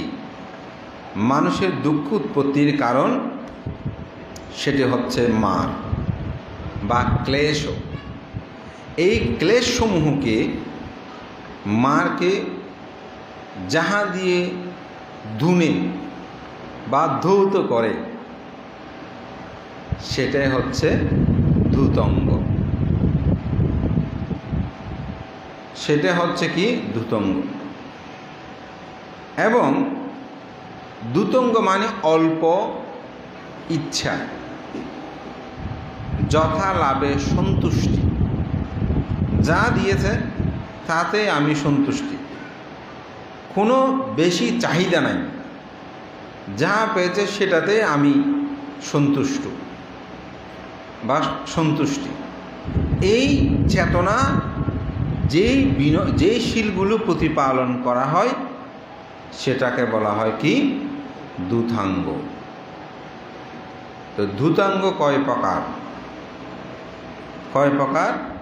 13 প্রকার। কয় প্রকার দ্যুতাঙ্গ? 13 প্রকার দ্যুতাঙ্গ। প্রথম হচ্ছে পাংশুকুলিক দ্যুতাঙ্গ। পাংশুকুলিক দ্যুতাঙ্গ কি? যে ভিক্ষু শ্মশানে, মশানে, রাস্তাঘাটে বিভিন্ন জায়গায় পরিত্যক্ত কাপড় সংগ্রহ করে সেগুলো নিজে নিজে সেলাই করে রং করে পরিধান করে, তাকে বলা হয় পাংশুকুলিক দ্যুতঙ্গ। বুঝেছেন? বুদ্ধের সময়কালে শ্মশানে অনেকে কাপড় ফেলে দিত, তো কাপড়গুলো ভিক্ষুরা গিয়ে সেগুলো সংগ্রহ করত। এবং কি অনেক সময় একটা কাপড় অর্ধেক পৌঁছে গেছে, কুই পোকা উঠেছে, ওইটা কেটে বাকি অংশ নিয়ে ওই যে তালি জোড়া কেন, এগুলো মূলত সেই কারণ। ভিক্ষুদের শিবরগুলো যে তালি জোড়া না সব, এই তালি জোড়ার কিন্তু বিবিধ কারণ আছে, তার মধ্যে একটা এরকম সংগ্রহ করত। অথবা অনেকেই টয়লেট করেছে, টয়লেট যুক্ত কাপড়টা অনেকে ফেলে দেয় না, যে আর ধোবো না, ফেলে দিয়েছে, ওই রকম কাপড় সংগ্রহ করে ধৌত করে সেগুলো রং করে সেলাই করে পরিধান করা, এটা হচ্ছে পাংশুকুলিক দ্যুতঙ্গ। এই পাংশুকুলিক দ্যুতঙ্গের মধ্যে আবার 3টা ভাগে ভাগ আছে। মানে শুধু দ্যুতঙ্গ মধ্য তিনটা ভাগ, একটা হচ্ছে উৎকৃষ্ট, আরেকটা হচ্ছে মধ্যম, আরেকটা হচ্ছে মৃদু। মানে একটা হচ্ছে খুব কঠিন করা, তো সেটা কীরকম, যেটি আপনি শ্মশানেই মাত্র পরিত্যক্ত অবস্থায় সংগ্রহ করবেন। শ্মশানে পড়ে আছে, ওখান থেকে সংগ্রহ, কোনো মানুষজন আপনি দেখেন নাই, কেউ এটা না, ওইটা হচ্ছে উৎকৃষ্ট। মধ্যম কি, কেউ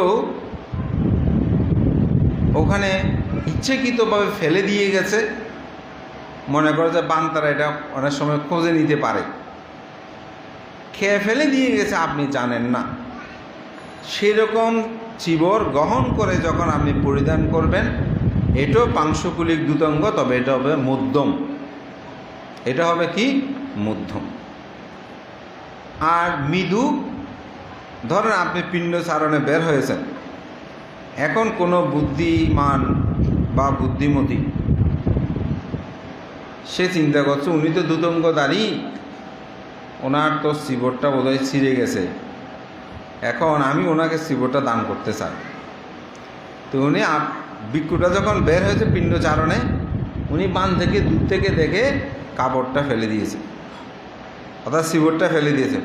ওই বানতে কিন্তু দেখেছে যে উনি এটা ফেলে দিয়েছেন, ওইটাও সংগ্রহ করে কিন্তু পাংশুকুলিক চিবর ব্যবহার করতে পারবেন, এটাও দ্যুতঙ্গ, তবে এটা হবে মৃদু, অর্থাৎ তিনটি ভাগে ভাগ করা আছে। এটা হচ্ছে পাংশুকুলিক দ্যুতঙ্গ। তো দ্যুতঙ্গ বিষয়টা একটা শিল আপনারা অবশ্যই এখন আমার মনে হয় বুঝেছেন, এটা হচ্ছে পাংশুকুলিক দ্যুতঙ্গ। দ্বিতীয়টা হচ্ছে কি, দ্বিতীয়ত হচ্ছে ত্রিচিবর দ্যুতঙ্গ। ত্রিচিবর দ্যুতঙ্গ কি, আমাদের ভিক্ষুদের সাধারণত যারা 227 শিল প্রতিপালন করে, তারা অনেকগুলো চিবর তারা ব্যবহার করতে পারে, সেটা অধিষ্ঠান করে বা পাশুদ্ধারামি করে, এটা একটু বিনয়ের কথা, আমি এভাবেই বলি। অর্থাৎ তারা চিবর, বহু চিবর পরিধান করতে পারে, ওখানেও আবার চিবর ব্যবহার করতে বিনয় আছে, কিন্তু তিনি চাইলে পরিবর্তন করে পড়তে পারে। কিন্তু ত্রিচিবরধারী যারা, তারা এই ত্রিচিবরের বাইরে অন্য কোনো চিবর পরিধান করতে পারবে না। সেই ত্রিচিবর কি, একটা হচ্ছে সাংগাটি, সাংগাটি মানে যেটা দোয়াজি বলে, দোয়াজি। আর একটা হচ্ছে উত্তরাসঙ্গ, যেটা আমরা এখানে পরিধান করেছি। আর একটা হচ্ছে অন্তভাস, যেটা বান্তারা নিচে পরিধান করে, যারা শ্রমণ হয়েছেন তারা বুঝবেন। এটাকে বলা হয় ত্রিচিবর। যে ভিক্ষু অধিষ্ঠান করবে যে আমি এই ত্রিচিবরের বাইরে অন্য কোনো চিবর আমি পরিধান করব না, এই ত্রিচিবরে আমার অবলম্বন, সেটাকে বলা হয় ত্রিচিবর দ্যুতঙ্গধারী। অর্থাৎ এখানে আবার উত্তম, মধ্যম, মৃদু, নির্দিষ্ট নয়, মৃদু বা উৎকৃষ্ট, মধ্যম, মৃদু। এখানে আবার উৎকৃষ্ট, মধ্যম, মৃদু আছে। সেটা কীরকম, সেটা আসলে আপনাদের উত্তম মধ্যম জানার আমার মনে হয় বেশি প্রয়োজন আছে। তবু এটা যখন বলি, যেমন আপনি অন্তবাসটা রং করবেন, অর্থাৎ নিচের অংশটা, নিচের চিবরটা রং করবেন, তখন উত্তরাসঙ্গটা পরিধান করে, অর্থাৎ গায়েরটা সহ পরিধান করে দোয়াজিটা রেখে ওটা যখন আপনি রং করবেন, তখন আবার সেটা হবে উৎকৃষ্ট। আবার আপনি যখন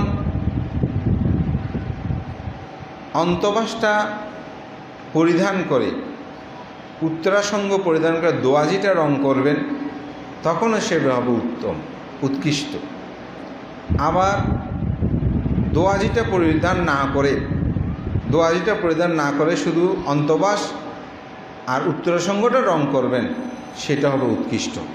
অর্থাৎ ত্রিচিবটের বাইরে আপনি যাবেন না এই যে কোনো কাজে, সেইভাবে উৎকৃষ্ট। মধ্যম কি? মধ্যম হচ্ছে আপনি অপরের কাছ থেকে যে কোনো একটা কাপড় নিয়ে আপনার কাপড়গুলো আপনি রং করলেন, কারণ ওই যে ধুতে হবে, রং করতে হবে, তখন সেটা হবে মধ্যমা। সেখানেও আবার উত্তরাসঙ্গ বা সাঙ্গাটা একটা থাকবে। তৃতীয় যেটা কোনোটা থাকবে না, অপরের একটা চিবর আপনি পরিধান করে এগুলো রং করেছেন, তখন সেটা হয়ে যাবে মৃদু। এভাবে তিনটা মাধ্যম রয়েছে। এটা মূলত ত্রিচিবরধারী।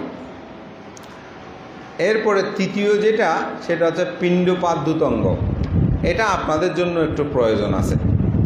13 প্রকার দ্যুতঙ্গের মধ্যে আপনাদেরকে বলি, গৃহীরা 2টা দ্যুতঙ্গ পালন করতে পারে। 13 প্রকার দ্যুতঙ্গের মধ্যে গৃহীগণ 2টা শীল পালন করতে পারে। শ্রমণরা 7টা শীল পালন করতে, 7টা দ্যুতঙ্গ পালন করতে পারে শ্রমণ হলেও। তো তৃতীয় যেটা, সেটা হচ্ছে পিণ্ডপাতিক দ্যুতঙ্গ। যে ভিক্ষু আপনার সঙ্গদান, ওই একটু আগে যেটা বললাম, যেগুলো দুঃখ দিচ্ছে, ফাং ফাং বলতেছি, তো সেখানে বলছে কোনো ভিক্ষু সঙ্গদান, উপসদ দিবস, নিমন্ত্রণ, পালাক্রমে, যেটা ফালাসোয়িং বলি, এই ফালাসোয়িং, তারপরে হচ্ছে সময়ে দান, রুগীর দান, রুক্ষমতা গাছতলে দান, সেবার কারণে দান, বিভিন্নভাবে ফাং করে এরকম দান করে না, সেগুলো সব তিনি ত্যাগ করে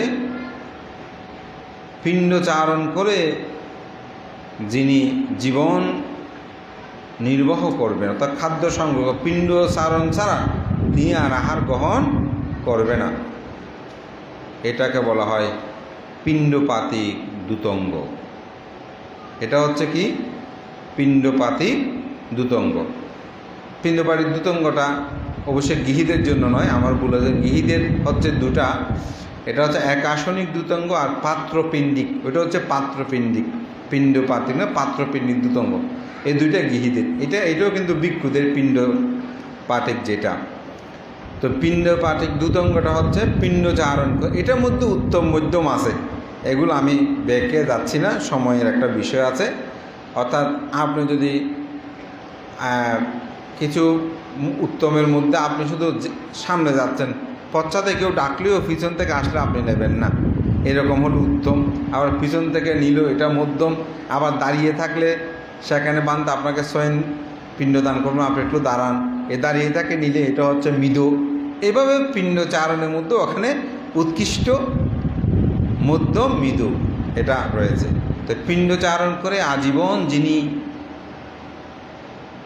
শীল অর্থাৎ পিণ্ডপাতিক গ্রহণ করে, স্বয়ং গ্রহণ করে বা খাদ্য গ্রহণ করেন, এটা হচ্ছে পিণ্ডপাতিক দ্যুতঙ্গ। চতুর্থ হচ্ছে স্বপদানচারিক দ্যুতঙ্গ। স্বপদানচারিক দ্যুতঙ্গটাও আসলে এটা পিণ্ডপাতিক দ্যুতঙ্গের মতো। সেটা হচ্ছে আমি আজকে উত্তর দিকে যাব, আজকে দক্ষিণ দিকে যাব, আজকে পশ্চিম দিকে যাব, এরকম নির্ধারণ করে, এদিকে গেলে বিপদ হবে, এদিকে গেলে বিপদ হবে না, এরকম চিন্তা করে ভেবে যখন পিণ্ডচারণের জন্য যাবেন, এটা হবে স্বউপাদানচারিক দ্যুতঙ্গ।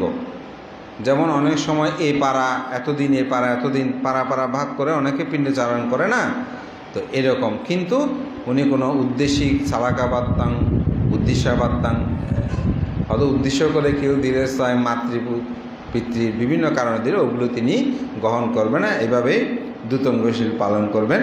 এটা তো স্বউপাদানচারিক দ্যুতঙ্গ। আপনাদের জন্য যেটা বলছিলাম, পঞ্চম একাসনিক দ্যুতঙ্গ। একাসনিক দ্যুতঙ্গ হচ্ছে আমি যে আসনে বসেছি, সব খাদ্যদ্রব্য নিয়ে বসেছি, খাওয়া যখন শুরু করলাম, এরপরে আমি কোনো কিছুর জন্য তিল পরিমাণও নড়াচড়া করে জিনিসটা আর নিই। ধর আমি এখানে খেতে বসেছি, এখন কমলা একটা আমার থেকে 2 হাত দূরে আছে, এখন কমলাটা নেওয়ার আমার মনে নাই, কিন্তু খাওয়া যখন শুরু করেছি ও কমলাটা তো ওখানে, এখান থেকে উঠে এই কমলাটা নেওয়া যাবে না। যদি এটা নেয় তাহলে এক আসনিক দুতঙ্গ ভেঙে যাবে। ওই রকম যত দ্রব্য যত কিছু থাকবে থাক, ওগুলো নেওয়ার আর কোনো সুযোগ নাই। এইভাবে এক আসনে বসে ক্যাশাগ্রহ মানে ক্যাশ যেরকম করে সেরকমও উঠে নড়াচড়া করা কিন্তু কোনো সুযোগ নেই। ওই বসায় যে খাবারটা আপনি গ্রহণ করবেন এটা হচ্ছে এক আসনিক দুতঙ্গ। আপনারা যখন খেতে বসবেন বাসায়, আপনারা যদি মনে করেন যে না আমিও এটা অধিষ্ঠান, তবে এটা একটা অধিষ্ঠান করতে হবে, কিন্তু এমনি পালন করলে হবে না। আপনি যখন অষ্টশীল গ্রহণ করবেন, এটার একটা মন্ত্র আছে, যদি কেউ নেন আগাই এবার বলবেন, আমি এখানে বলে দেব। মন্ত্র মানে অধিষ্ঠানের পালিতে, আর হয়তো বাংলায়ও আপনি বলতে পারেন যে আমি অষ্টশীল নিয়েছি, খাদ্যদ্রব্য সব নেওয়ার পরে আমি আর উঠে রান্নাঘর থেকে মাছটা খুব বেশি ভালো হয়েছে, শাকটা খুব ভালো হয়েছে, একটু উঠে আরেকটু নিয়ে আসি, এরকম আমি আর আনতে যাব না। যা নিয়েছি এগুলোই আমি আজকে যেহেতু অষ্টশীল রেখেছি, আজকে এগুলোই আমি গ্রহণ করব, এর বাইরে আমি যাব না। তবে এখানে একটা আছে পানি ছাড়া বাকি, তবে পানিটা নিয়ে তো বসতে হবে। আপনাদেরকে একটা কথা বলি, ভিক্ষুরা সব কিছু ভিক্ষুদেরকে গছিয়ে বা বুঝিয়ে নিতে হয়, কিন্তু পানিটা নিতে হয় না। পানিটার সমন্বয় আমাদেরকে গছিয়ে না দিলেও পানিটা আমরা নিয়ে খেতে পারি। এটা একটা বিনয়ের কথা বলছি। তো আপনি এরকম করে এই একাশনিক দুতঙ্গটা পারেন আপনারা পালন করতে। যদি একজনও কেউ করেন খুশি হব, আমার দেশনা সার্থক হবে। আমাদের উপাসিকা একজন বলতেছে, বলে একেবারে দিই। এখন একেবারে দেওয়া আর জেনে অধিষ্ঠান করে দেওয়া একটা পার্থক্য আছে। তা আপনি আজকে যেহেতু জেনেছেন, সুতরাং আগামী সপ্তাহ থেকে মনে রাখবেন যে না, যখন অষ্টশীল নেবেন, অষ্টশীল নেওয়ার পরে আপনি অধিষ্ঠান করবেন আজকে আমি একাশনিক দুতঙ্গ পালন করব। তখন আপনি সব নিয়ে এক জায়গায় বসে আর উঠে কোনো কিছু নিতে যাবেন না। কার নিতে গেলে এটা হচ্ছে, যদি মনে হয় না একটু মাছটা খুব ভালো হয়েছে, আর একটু নাম আর একটু উঠে যদি নিতে যান তাহলে হবে না, শিল যাবে। অর্থাৎ ভিক্ষুরাও যেমন এই শিলটা পালন করে, অষ্টাঙ্গ উপশতশীল গ্রহণকারী উপাসক উপাসিকারাও এটা প্রতিপালন করতে পারে। আপনারা বুঝতে পারছেন কেন এখানে মূলত ওই যে ধৌত করা, কি ধৌত করছে, লোক খেতে ইচ্ছে হচ্ছে, তৃষ্ণা উৎপন্ন হচ্ছে না, আমি তো এই শিল গ্রহণ করেছি, এটা আমি নিতে পারবো না। এরকম যেটা ষষ্ঠ, এটা পাত্রপিণ্ডিক দুতঙ্গ। পাত্রপিণ্ডিক দুতঙ্গ কি? এটার মধ্যে আবার একাশনিকের মধ্যেও উৎকৃষ্ট, মধ্যম, মৃদু আছে। ব্যাখ্যা যাব না, সময় কম। পাত্রপিণ্ডিক দুতঙ্গ। পাত্রপিণ্ডিক দুতঙ্গ কি? আপনি পাত্রের মধ্যে খাদ্যগুলো নিয়ে বসেছেন, যখন আপনি খাওয়ারটা শুরু করবেন তখন আপনি আর কোনো কিছু গ্রহণ করবেন না। ওই একবার গছিয়ে যে দিয়েছেন ওখান থেকে আর গ্রহণ করা যাবে না। যত ভালো জিনিস আসুক আপনি এটা আর গ্রহণ করতে পারবেন না। তো এই শিলটা ঘিরও পারে। যেমন আপনি যখন প্লেটে সব কিছু নিয়ে নিয়েছেন, এখন খাবার শেষ করে মনে হচ্ছে আর দুটো বাদ নিলে ভালো হতো, আরও কিছু খেতে পারতাম মনে হয়, এটা নিতে আপনি আর যেতে পারেন। নিলে আপনার এই অধিষ্ঠান শিলটা ভেঙে যাবে। আর যদি আপনি বলেন যে না আমি যা নিয়েছি এগুলো দিয়েই আর নেব না, ওই শিলটা রক্ষা হবে। বিশেষ করে আপনার উপসদ দিবসে এটা এমন কি আপনি খাওয়ার আগে, এগুলোর উত্তম মধ্যমগুলো খুব সুন্দর। খাওয়ার আগে আপনি ওখানে কাটা টাটা যা আছে এই সবগুলো বেছে ফেলে দিতে হবে। যদি কোনো ক্রমে সে ধরনের কোনো কিছু থেকে যায়, আপনি খাবার দিয়ে শুরু করবেন, সব আপনাকে খেয়ে শেষ করতে হবে, এটা হবে উত্তম, উৎকৃষ্ট। মধ্যম যদি ওখান থেকে কাটা কাঁচাগুলো একটু বেছে রাখেন, তাহলে তখন এটা মধ্যমে পড়ে যাবে। একই জিনিস কিন্তু, আবার ওগুলো ভেঙে ভেঙে যখন খাবেন তখন এটা মৃদু হয়ে যাবে।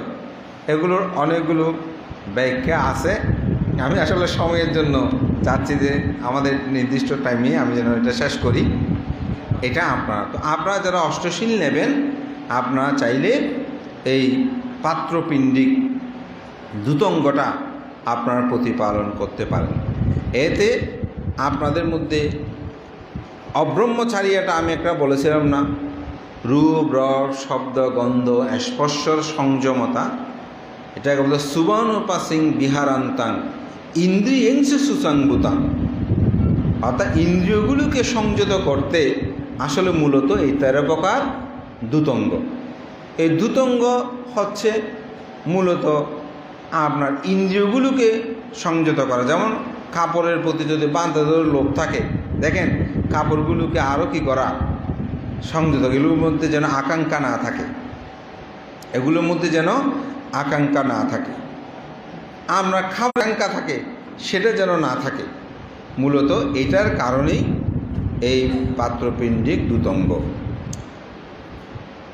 বা এই দ্যুতঙ্গশীলগুলো বিদ্যমান। এই দুটো শীল আশা করি আপনারা, আর আগামী সপ্তাহে যদি কেউ বলেন যাবেন তা আমরা রাখবো, সকালবেলা আমি আরও একটু ব্যাখ্যা করবো এই দুইটা শীল। গৃহীরা যদি পালন, আসলে চাইলে আপনারাও পালন করতে পারেন। এটা আমরাও ভিক্ষুরও হয়তো অনেকে মনে করে পাহাড়ে জঙ্গলে বোধহয় তারাই দ্যুতঙ্গ পালন করে মনে হয়। আমি এটা প্রকাশ করছি না, নিজেদের কথা নিজেরা বলা উচিত নয়, আমি সার্বজনীনভাবে বলবো আমাদের মধ্যে অনেক ভিক্ষু আছে এরকম দ্যুতঙ্গ পালন করে। আমাদের শ্রদ্ধেয় মহামান্য সঙ্গরাজ, একটা নাম বলি, উনি যেহেতু অনন্য, ওনার সাথে তো আর কারো তুলনা হয় না, মহামান্য সঙ্গরাজ ডক্টর জ্ঞানশ্রী মহাস্তবী মহোদয়। উনি কোনোদিন বলে নাই, প্রকাশও করে নাই, তবে আমার লক্ষ্য বা আমি যতটুকু ওনাকে কাছ থেকে দেখেছি, আমার মনে হয় যে ভান্তে কয়েকটা দ্যুতঙ্গ পালন করে। দ্যুতঙ্গ এখন প্রকাশ হচ্ছে, যে আগে এগুলো প্রকাশ করতো না।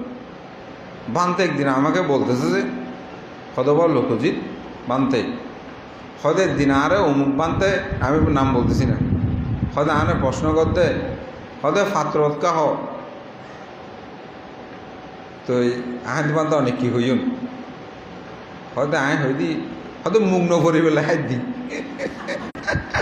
এই কথাটা আমার খুব মনে পড়ে। আমাদের মানে যে ভান্তে প্রশ্ন করেছে উনি অনেক বড় ভান্তে, পণ্ডিত, অনেক জ্ঞানী ভান্তে, হয়তো ওনারা বড় বড় ভান্তে, ওনাদের মধ্যে অনেক সময় আমরা একটু বন্ধু বৎসল হলে ওনাদেরকে অনেক কিছু বলি না, ও বা হরেন্দিকে ফর হইয়া। তো যে ভান্তে প্রশ্ন করেছে উনিও অনেক বড় জ্ঞানী ভান্তে, তো যে কোনো কারণে হোক উনি প্রশ্ন করছে যে হয়তো বা তুমি ফাতত কিলে হয়তো বা তো মুগ্ন করি বেলায়, আর কোনো কথা হয়নি। তো আমি খুব অবাক হলাম। তা আমাদের শ্রদ্ধেয় সে ডক্টর জ্ঞানশ্রীমন্ত, আমার যেটা মনে হয় তিনি অধিষ্ঠান করছেন কিনা জানি না, তবে উনিও কিছু দ্যুতঙ্গ পালন করে বলে আমার মনে হয়। আসলে অনেকেই আমাদের বহু জ্ঞানী ভিক্ষু ওনারা এগুলো প্রকাশ করে না। তো সপ্তম যেটা দ্যুতঙ্গ সেটা হচ্ছে তুল্যপাচ্ছা দ্যুতঙ্গ। এই দ্যুতঙ্গ কুল্লুপাচ্ছা দ্যুতঙ্গটা আসলে এটাও ঠিক পিণ্ডপাতিক দ্যুতঙ্গের মতো। আমরা অনেক সময় পুনঃ পুনঃ ভোজন গ্রহণ করি, অর্থাৎ একবার দিয়েছে আর একবার নিচ্ছি। তো এগুলো গ্রহণ করার ক্ষেত্রে ছোটোবেলায় একটা কথা বলছি, যেমন অনেকে যা গ্রহণ করেছে একেবারে শেষ করে আর নেয় না, আবার কিছু মানে খাবার শেষ না হয়ে অল্প রেখে দিয়েছে, ওই সময় আবার দিচ্ছি, মানে শেষ হয়নি, ভাত একেবারে খাওয়া শেষ হয়নি আবার নিতে পারে। এরকমভাবে যারা গ্রহণ করে এটা হচ্ছে যে তুলুপাচ্ছা ভিত্তিক, এটা একটা দ্রুতঙ্গ। যেমন ছোটোবেলায় আমরা যখন নিমন্ত্রণ বাড়িতে যেতাম, বিশেষ করে বড় বড় যেগুলো, তো খাবার আস্তে আস্তে সব শেষ হয়ে যেত না, তো অনেকে একেবারে যা আছে খেয়ে প্লেটটা খালি রাখতো, বলতো পাশে বইবে খালি নয় একটু অল্প করে রাখি দিয়ে আবার আবার দিবে লাগে, এরকম না। আমি যখন এই দ্রুতঙ্গ শিলগুলো পড়তেছি মনে পড়তেছে যে আমাদের সে পুরনো মা বাবারা ওনারা কীভাবে এই বিষয়গুলো জানে। একটা প্রশ্ন, যেমন খাবার যতক্ষণ আমাদের শেষ হয় না, আরেকটা খাদ্য আসতে দেরি হলে অল্প করে কিন্তু আমরা রেখে দিই, ওটা খাওয়া যখন অন্য খাদ্যগুলো আসার জন্য এরকম করে আমরা রেখে দিই না। এটা কিন্তু দ্রুতঙ্গের মধ্যে এরকম পড়ে। এরকমভাবে যারা রক্ষা করে খাবার গ্রহণ করে এটাকে বলা হচ্ছে সেই তুল্যপুচ্ছ ভিত্তিক দ্রুতঙ্গধারীগণ। আবার এখানে প্রবারিত আছে, পুনঃপ্রবারিত। যখন উনি গ্রহণ করে আপনি দিতে এসেছেন, বলছি না আর নেব না, নেব না বললে আর কিন্তু নিতে পারে না, প্রবারিত করা, তাতে বারণ করে দিয়েছি আর দেবেন না। যদি উনি আবার দিতে আসেন তাহলে আপনার দ্রুতঙ্গ রক্ষিত হবে না। এই জন্য এইটার মধ্যে হচ্ছে কি আবার গ্রহণ করে ওদেরকে বের করে দেয়। অনেক সময় আপনারা দেখবেন অনেক বান্ধে গুছিয়ে নেওয়ার পর বলে যে এখানে আসবেন আমার খাবার শেষ না হওয়া পর্যন্ত, তখন আপনাকে বুঝে নিতে হবে তিনি একটা দ্রুতঙ্গ গ্রহণ করেছেন, আপনি আসলে ওনার দ্রুতঙ্গ মানে আবার যদি গ্রহণ করে সেটা থাকবে না। এই জন্য বিক্ষুব্ধ কোনো কিছু না বললে ওটা আবার হ্যাঁ বলে, এখানেও উৎকৃষ্ট মধ্যম মৃদু বিদ্যমান রয়েছে। 8 নম্বর, এটা হচ্ছে আরণ্যিক দ্রুতঙ্গ। যে ভিক্ষু কোনো বিহারে গুহার মধ্যে থাকে না, গাছতলে বাস্তব অরণ্যচারী, অর্থাৎ অরণ্যের মধ্যে বন জঙ্গলের মধ্যে জীবন অতিবাহিত করে, এটাকে বলা হয় অরণ্যচারী দ্রুতঙ্গ। সবসময় বনে বনে থাকে। এটা আবার বনের মধ্যে ওখানে বিশাল অট্টালিকা তৈরি করলে হবে না, এটা আছে বনের মধ্যেই তিনি কুটির নির্মাণ করে সেখানে থাকে, এটা আছে অরণ্যচারী দ্রুতঙ্গ। আরেকটি হচ্ছে 9 নম্বর বৃক্ষমূলিক দ্রুতঙ্গ। বনের মধ্যে থাকলেও কোনো কুটিরে থাকবে না, তিনি গাছতলে বাসতলে সেখানেই জীবন অতিবাহিত করবে। বৃক্ষমূলে অর্থাৎ গাছের নিচে তিনি অতিবাহিত করবেন, অথবা তিনি এটা একেবারে বনে জঙ্গল শ্মশানের মধ্যেও পারবে। মানে আপনার যেমন সীমানা বৃক্ষ, অনেক জায়গায় মধ্যে বড় বড় সীমানা বৃক্ষ আছে, অথবা চৈত্য বৃক্ষ। মানে আপনার চৈত্য বৃক্ষ বলতে জিনিসটা এরকমই, ধরেন অনেক সময় পুরনো চৈত্য আছে, ওখানে একটা বৃক্ষ উঠে গেছে, তখন এটা পুরো গাছ হয়ে গেছে না, এই ধরনের জায়গায়, অথবা আপনার যে ফলবান বৃক্ষ অনেক যেখানে ফল এরকম, অর্থাৎ এক কথায় বৃক্ষ তলের মধ্যে যারা জীবনটা অতিবাহিত করবে তারা সেটা হচ্ছেন বৃক্ষমূলিক দ্রুতঙ্গ। 9 সেটা হচ্ছে বৃক্ষতল ছাড়া শূন্যাগারে, শূন্যের মধ্যেই, কোনো গাছতলে টাছতলেও থাকবে না, তিনি শূন্যের মধ্যে থাকবে, অর্থাৎ খোলা আকাশের নিচে তিনি জীবন অতিবাহিত করবে। সেখানে কোনোরূপভাবে যদি বৃষ্টি হয়, বৃষ্টি পড়ে, তাহলে সেখানে আবার কিছু নিয়ম আছে। বৃষ্টি পড়া পর্যন্ত একটা জায়গায় একটু গিয়ে দাঁড়াতে পারে, ওইটা আবার উৎকৃষ্ট মধ্যম মৃদু এটার বিভাজন আছে। তো এক কথায় আমি যদি বলি এটা শূন্যের মধ্যে থেকে অনেকে আছেন যেটাকে আমরা অনেকটা অবকাশী দ্রুতঙ্গ বলি, খোলা আকাশের মধ্যে তিনি থাকবেন, কোনো গাছতলের মধ্যে থাকবেন না। যেমন উদ্দেশ্য আজকে আমি সারা রাত থাকবো, ঝড় পড়ুক বৃষ্টি পড়ুক যাই পড়ুক, অনেক সময় সেখানে সে শূন্যের মধ্যে থাকে। এরকমভাবে দ্রুতঙ্গ শিলটি প্রতিপালন করে। আরেকটি হচ্ছে আপনার 10 নম্বর, সেটা হচ্ছে যারা আচ্ছাদনের নিম্নে অথবা বৃক্ষমূলের অবস্থা ত্যাগ করে মুক্ত গগনে অথবা খোলা আকাশের মধ্যে তারা সেখানে ধর্মসভা বা উপসত কর্ম করার জন্য প্রবেশ করে। অনেক সময় বৃষ্টি পড়লেও শূন্যতার মধ্যে আছে ঠিক, কিন্তু উপসত কর্ম করার জন্য, ধর্ম বিনয় করার জন্য, ধর্ম দেশনা করার জন্য তারা অনেক সময় এরকম জায়গায়, আচ্ছাদিত জায়গায় তারা আসতে পারবে। এরকম যারা আসবে এটাও আপনার দূতঙ্গ অথবা অবকাশিক দূতঙ্গ, শূন্য আকাশের দূতঙ্গের মধ্যেও এটা অন্তর্ভুক্ত। 12 নম্বর যেটা দূতঙ্গ, সেটা হচ্ছে শ্মশানের মধ্যে, যেখানে শ্মশান আছে অন্য কোনো শ্মশানের মধ্যেই তাদের জীবন অতিবাহিত করবে। তো শ্মশানটা কীরকম? শ্মশান হচ্ছে যে শ্মশানে দাহ কার্য করেছে যে 12 বছর পর্যন্ত, 12 বছরের মধ্যে যদি আবার 12 বছর পর্যন্ত যদি কোনো দাহ কার্য না হয়, তাহলে শেষে আর শ্মশান থাকবে না। অর্থাৎ 12 বছরের মধ্যে দাহ কার্য হয়েছে, সেরকম শ্মশানে যিনি, ওইরকম শ্মশানে আমি অধিষ্ঠান করে থাকব, এরকম করে শ্মশানের মধ্যে যারা তারা যে অবস্থান করবে, শ্মশানিক সে দূতঙ্গ তারা প্রতিপালন করবে। এরকমভাবে তাদের জীবন জীবিকা নির্বাহ করবে। এটা হচ্ছে সেই 11 নম্বরের দূতঙ্গের মধ্যে পড়ে যে তারা অবস্থান করবে, শ্মশানের মধ্যে অধিষ্ঠান করবে। শ্মশান ছাড়া অন্য কোনো জায়গায় থাকবে না, থাকলে সে অধিষ্ঠানটা ভঙ্গ হয়ে যাবে। 12 নম্বর যেটি দূতঙ্গ, সেটাও শয়নাসন, অর্থাৎ তিনি কোনো সময় শয়ন করবে না, তা শুইবে না, বসে জীবনটাকে মানে অধিষ্ঠান করতে, এমন যে আমি কোনো সময় শয়ন করব না, তা শুয়ে থাকবো না। এটা নিয়ে খুব সুন্দর একটি কাহিনী আছে। হ্যাঁ,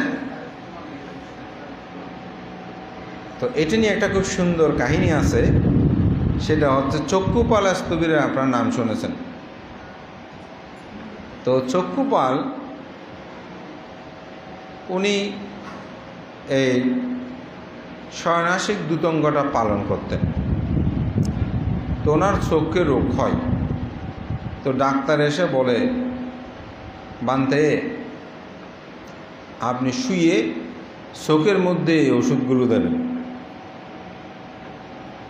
এখন ওষুধ দিয়ে গেছে, তিনি তো অধিষ্ঠান করেছে যে তিনি যতক্ষণ অরহত হয়নি ততক্ষণ তিনি পিঠ বিছানায় বাজাবে না, এরকম বলে একটু সহজ হয় বুঝতে। এখন উনি ওষুধ শুয়ে দেয় নাই, এমনি দেওয়ার আছে দিয়েছে, কিন্তু ওনার রোগ ভালো হয় না। তো চিকিৎসক কাছে জিজ্ঞাসা করে, বান্তে আমার মনে হচ্ছে আপনি বোধহয় শুয়ে ওষুধটা দেননি। অবাক করার বিষয়, তিনি তখনও বলে নাই যে আমি ইয়াতাসন্তরটা দূতঙ্গশীল, যেটাকে শয়নাসনশীল বলে, এটা আমি পালন করছি, এটা বলে নাই, এটা প্রকাশ করে নাই। পরবর্তীতে তিনি আসলে অন্ধ হয়েছিলেন, তবে অন্ধ হওয়ার আগেই সংক্রমণের সময় তিনি অরহত্ব মার্গ জ্ঞান লাভ করেছিলেন। তো অর্থাৎ এরকমভাবে অধিষ্ঠান করে যে আমি কোনো সময় শয়ন করব না যতক্ষণ আমি মার্গ জ্ঞান লাভ না করি। আমার দাদা অধ্যাপক ডক্টর অর্থদর্শী বড়ুয়া, উনিও একজন ভান থেকে দেখেছেন, আমাদেরকে একদিন বলেছেন। সেটা হচ্ছে জামিজুরি সুমনাচার বিদর্শন আরাম, আপনার নাম শুনেছেন। আমার জানা মতে বাংলাদেশে প্রথম এটা বিদর্শন ভাবনা কেন্দ্র। আমার গুরুভান্ত ভান্তে সেই সুমনাচার বিদ্যুৎ সোনারামের সহযোগী তিনি ভাবনা পরিচালক ছিলেন। তো ভান্তে একবার আমার দাদা তখন শ্রমণ ছিলেন, তিনি চন্দনায় সে হাসিমপুর বনবিহারে তিনি এসেছেন। তো কঠিন শিব দান উপলক্ষে তখন ভান্তারা সবাই রাত্রে চলে আসতো। তো ভান্তারা সবাই এসেছেন, এখন বালিশ নাই, শর্ট পড়েছে, সব বাইকে দিয়ে গেছে, সমন্ধের বালিশ নাই। তো আমার দাদা শোয়ার জন্য কোনো ক্রমে একটা ব্যবস্থা করতেছে, তো ভান্তে বসে আছে।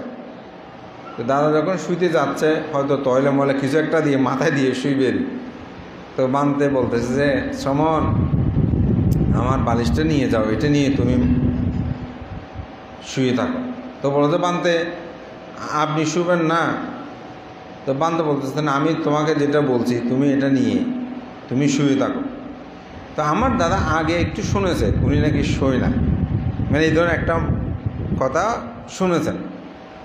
তো আমার দাদা তিনি বানতে যখন দিয়েছে বালিশটা নিয়ে শুয়ে পড়েছে, কিন্তু উনি বারবার দেখতেছে বানতে শোয় কিনা আসলে, বা আমাকে হয়তো দিয়ে দিয়েছে আসলে তিনি শুয়ে দেয়, দেখছে যে না। যখনই ঘুম ভেঙেছে উনি দেখেছে ভান্তে বসায় আছে, হয়তো বসার মধ্যে ঘুমিয়েছে অথবা ধ্যান করেছে, কিন্তু উনি পিঠ বাজায়নি। আমাদের মধ্যে এখনও অনেক ভিক্ষু এরকম আছে কিন্তু। তো এটা হচ্ছে আপনার যে ইয়াতা সান্তাট্টিকা বা দুতঙ্গধারী, যাকে শয়নাসন লাভের প্রতি যার কোনো আকাঙ্ক্ষা, আমাকে এখানেও উত্তম মধ্য মৃদু আছে। যে অনেকে মনে করেন আমি এরকমভাবে আমি আরামে থাকতে হবে, আরামে থাকবো না, এরকম অতি সাধারণ থাকবো, এভাবে তাদের মধ্যে আমরা এই শীলগুলো লক্ষ্য করতে পাই। সর্বশেষ যেটা, সেটা হচ্ছে নৈসঙ্গিক দুতঙ্গ। সেই দুতাঙ্গশীলটা হচ্ছে এরকম, তিনি শুধুমাত্র ত্রিজামের মধ্যে অর্থাৎ সারা রাতের মধ্যে এক জাম তিনি সংক্রমণ করতে করতে এক জাম অবশ্যই তিনি সংক্রমণ করবেন, সময় অতিবাহিত করবেন। বাকিগুলোতে তিনি পৃষ্ঠদেশ পর্যন্ত প্রসারিত করবে না, অর্থাৎ শুয়ে যাবে না, বসে থাকতে পারবে, এরকম দুতঙ্গশীল প্রতিপালন। তো আজকে মূলত এই 13 প্রকার দুতঙ্গশীলের সংক্ষিপ্তভাবে আসলে আমি এখানে তুলে ধরার জন্য চেয়েছি। তো বিশেষ করে আমরা দুতঙ্গশীল সম্পর্কে অনেকেই আমরা অনেক কিছু না জেনে পাগল হয়ে যাই। যেমন এখানে যে দুতঙ্গশীলগুলো আছে, কোথায়ও গেট ভেঙে আপনাকে ঢুকাতে হবে, ওয়াল গেট থাকলে যে দরজা প্রাচীর ভেঙে ঢুকাতে হবে, কালুঘাটের ব্রিজ দিয়ে যেতে পারবে না, গেট দিয়ে যেতে পারবে না, এই ধরনের কোনো কথা এখানে লেখা নেই। কিন্তু আমরা এত পাগল, এই গেট দিয়ে যেতে পারবে না, এমন হয়েছে এক বিহারের গেট দিয়ে ঢুকতে পারতেছে না, দেওয়াল ভেঙে ফেলছে। ওই বিহারের দুঃখ বান্ত কিছু বলতে পারতেছে না, কারণ ওই দুতঙ্গ বলছে তো সবাই পাগল হয়ে গেছে।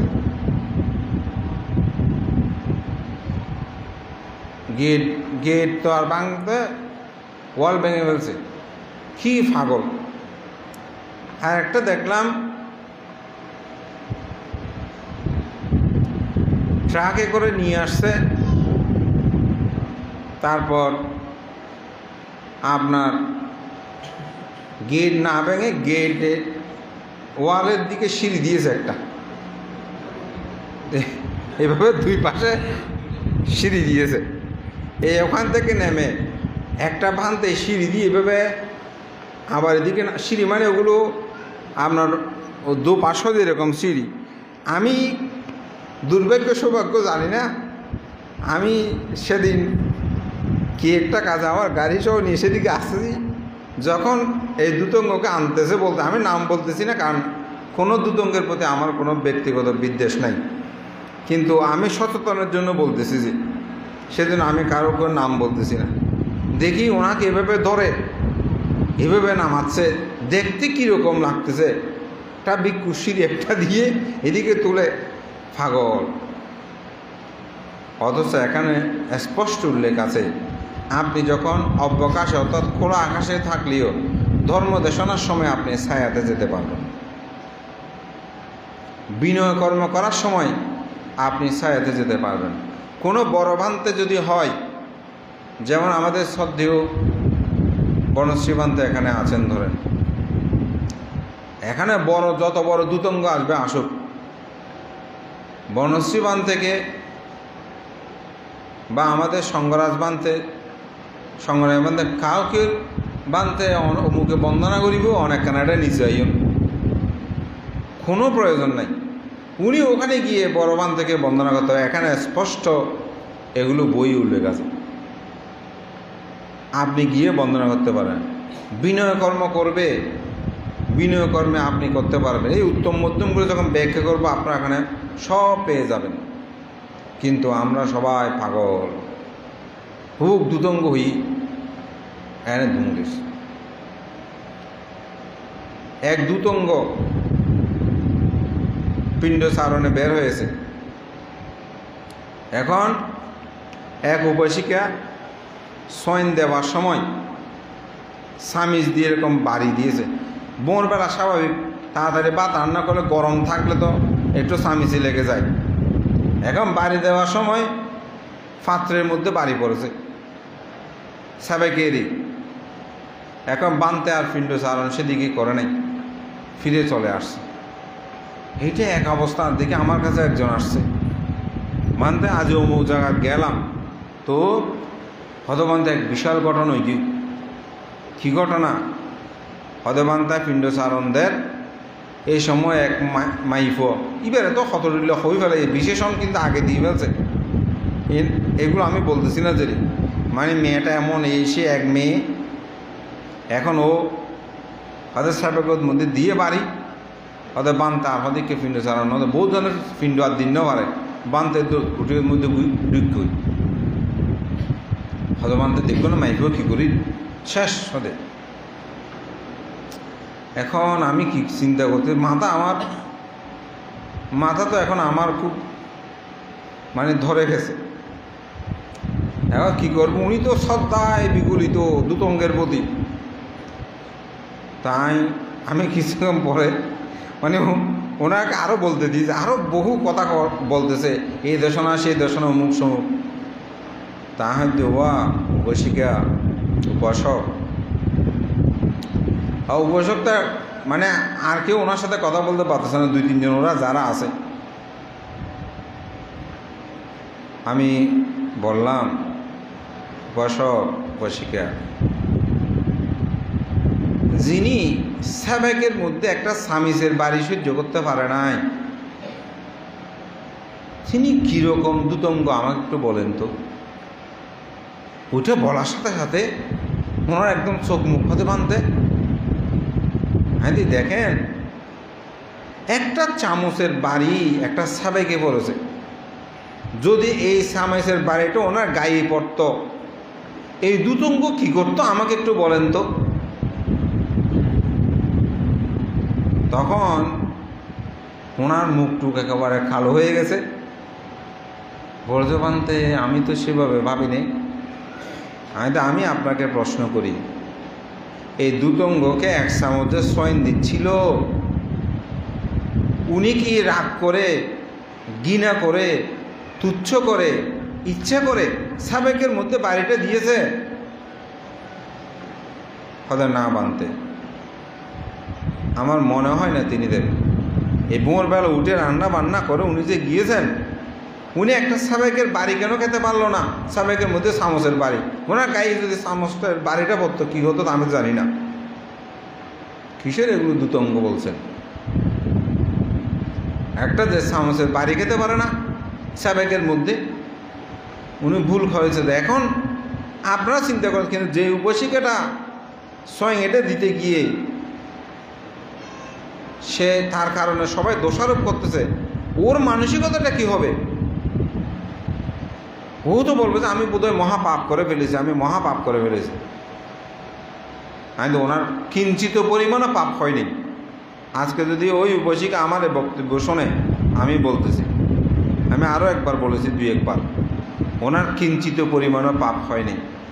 কারণ উনি শ্রদ্ধা করে দিয়েছেন। ভুলক্রমে বাড়ি পড়েছে তো কী হয়েছে? তাই বলে কি পিণ্ডচারণ না করে চলে আসবে? এটা কি অল্প ইচ্ছা লাভ সংস্কার ত্যাগের কথা আসলো? তো ধর্ম বুঝে না, বড়ুয়া উয়া, আমাদের জিরুদি বান্ধব যেমন বলে, হয়তো বড়ুয়া হয়তো উয়া। তো আমরাও আসলে সেরকম একটা জাতি, যেটা বলে সেটা পাগল। আমার এই কটা উত্তর দিতে বলেন তো। কোনো মানুষ থাকলে, কোনো দুতঙ্গ থাকলে আমাকে বলতে বলেন। একটা সামান্য স্বামীজের বাড়ি, আমি ওদেরকে বলেছিলাম তো একবার, স্বয়ংকা পরে হয়তো মনে হয় যে একটা সামসের বাড়ি সাবেকে পড়েছে, সেইটার সহ্য করতে পারে না। কিসের তিনি দুতঙ্গ? দুতঙ্গ বলতে একজন, আমরা যারা সাধারণ ভিক্ষু, আমাদের চেয়েও ওদের লোভ, দেশ, মোহগুলো আরও বেশি সংযত, আরও বেশি ত্যাগশীল হবার কথা। সেই জায়গায় আমি ভাবছি ওনার কি হবে? ওই মহিলা তো বেঁচে আছে কিনা আমি জানি না, পাড়ার মানুষজন তো ওনাকে শেষ করে ফেলবে। অথচ ওনার কোনো অন্যায় নেই, অল্পতে সন্তুষ্ট। দুতঙ্গ মানে কি? তিনি সন্তুষ্ট পরায়ণ। যতদিন নির্বাণ অভিষ্ট লক্ষ্যে না বুঝবেন, ততদিন তিনি এই দুতঙ্গশীল প্রতিপালনের জন্য চেষ্টা করবেন। কি ধৌত করবেন? ক্লেশসমূহ, লোভ, দেশ, মোহসমূহকে ধৌত করবেন, যাতে এগুলো উৎপত্তি হয়ে দুঃখ না পেয়ে তিনি নির্বাণ সাক্ষাৎ করতে পারে। আপনারা অষ্টশীল কেন নিয়েছেন? পঞ্চশীল নিলে তো হয়। অষ্টশীল নেওয়ার কারণ কি? আমরা ব্রহ্মচার্যশীল প্রতিপালন, আমরা যেন আরও সামনে নির্বাণে অগ্রসর হতে পারি। তো 227 শীলের পরে আরও 13টা শীল গ্রহণ করা মানে অতিরিক্ত। এমনি সাবজেক্ট কয়টা? 12টা না? একটা ঐচ্ছিক থাকে না, অপশনাল যেটা বলেনি, কেমন? ওইটা হচ্ছে 13টা। তো এখন দেখো, বর্তমানে সরকার বা দেশের শিক্ষা ব্যবস্থা, পৃথিবীর শিক্ষা ব্যবস্থা এরকম ঐচ্ছিক আছে। 2500 বছর আগে বুদ্ধ আমাদেরকে সিস্টেমটা দিয়ে, ঐচ্ছিক বিষয় দিয়ে দিয়েছেন, যা আপনি চাইলে এগুলো পালন করতে পারেন, না চাইলেও এটার কোনো অপরাধ হবে না। এভাবে বুদ্ধের ধর্ম বিনয়গুলো আমাদেরকে শিক্ষা প্রদান করেছেন। তা আমি একটা গাথা দিয়ে শুরু করেছিলাম, 2টা গাথা। একটি গাথা, ইমাস্মিং ধাম্মা বিনাই আপ্পামাত্ম বিহিংসাতি পাহায়া জাতি সংসারান দুঃখা খান্তাঙ্কারিসাতি। ভগবান বুদ্ধ বলেন, যারা আমার এই ধর্ম বিনয় অপ্রমত্ত, পাহায়া জাতি সংসারাং, এই সংসার ভবচক্রে ঘুরতে, দুঃখা খান্তাঙ্কারিসাতি, তারা সমস্ত দুঃখকে ছেদন করতে পারেন, ধ্বংস করতে পারেন এবং নির্বাণ সাক্ষাৎ লাভ করতে পারেন। তো আজকের যে আলোচনা, এটি নিয়ে একটা শিল গাথা বলেছে। গাথাটা আপনারা অনেকবার শুনেছেন, যে শিলে পাঠিঠায়া নারো সপাইয় চিত্তাং পায়ংসা ভাবায়া আতাপি নিপাক ভিক্ষু সো ইমাং বিজটায় জটান্তি। বুদ্ধ বলছেন, শিলে প্রতিষ্ঠিত হয়ে নরপ্রজ্ঞাবান সমাধি আর বিদর্শন দূর করে দেয়ান শিলবান প্রজ্ঞাবান ভিক্ষু যেজন, তিনিই করিতে পারে জটারও ছেদন। তাই আমরা যদি জটামুক্ত হতে চাই, আমাদেরকে শিলময় জীবনযাপন করতে হবে। তাই আজকের এই 13 প্রকার দুতঙ্গ শিলের অন্তর্গত, এগুলোর প্রতিপালনে গৃহী জীবনে আপনার 2টা শিল রক্ষা করতে পারেন। ভিক্ষুদের সমনদের ক্ষেত্রে সেখানে 7টা শিল প্রতিপালন করতে পারে। সমনরাও কিন্তু 7টা দুতঙ্গ প্রতিপালন করতে পারে। আর একজন ভিক্ষু চাইলে তিনি 13 প্রকার দুতঙ্গ প্রতিপালন করতে পারেন। সর্বশেষ এই দুতঙ্গের একটা উদাহরণ দিয়ে বলি। সেটা হচ্ছে আমাদের মাতৃজাতি যেমন গর্ভে সন্তান ধারণ করলে সেটাকে আবৃত করে রাখতে চায়, এটা মানুষ জানে দেখে, তবু তিনি এটাকে আবৃত করে রাখে, চলাফেরার মধ্যে সংযমতা থাকে। বলতে ঠিক অনুরূপভাবে একজন দুতঙ্গধারী তিনি এগুলো কাউকে দেখাতে চায় না, প্রকাশ করতে চায় না। আমি দুতঙ্গ এটা লিখতেও চায় না। তিনি মূলত নির্বাণ প্রত্যাশায় তার জীবনকে অতিবাহিত করে বলে সে গর্ভবতী নারী যেমন তার সন্তানকে আচ্ছাদিত করে রাখে, ঠিক অনুরূপভাবে শীল বিনয়গুলো না জানে মতো করে রাখে। বুদ্ধের সময়কালে এমন অনেক উদাহরণ আছে। একজন ভিক্ষু সবিহারী একসাথে আছেন, বলেছে তুমি কি শয়নাসন দুতঙ্গ পালন করো? তিনি বন্ধুকে না দেখার জন্য শুয়ে গিয়েছিল, অথচ উনি পালন করত। এরকমভাবে এই শীল বিনয়গুলো রক্ষা করে তাদের জীবনকে অতিবাহিত করেছে। সুতরাং আপনাদের মধ্যে সেই সত্য চেতনা জাগ্রত হোক। আমি সবসময় চেষ্টা করি যাতে প্রত্যেকটা বিষয় যেগুলো সমসাময়িক সে বিষয়গুলো অনেকে জানতে চায়। অনেকে অনেকবার আমাকে বলতে পারেন একটু দুতঙ্গ নিয়ে বলবেন।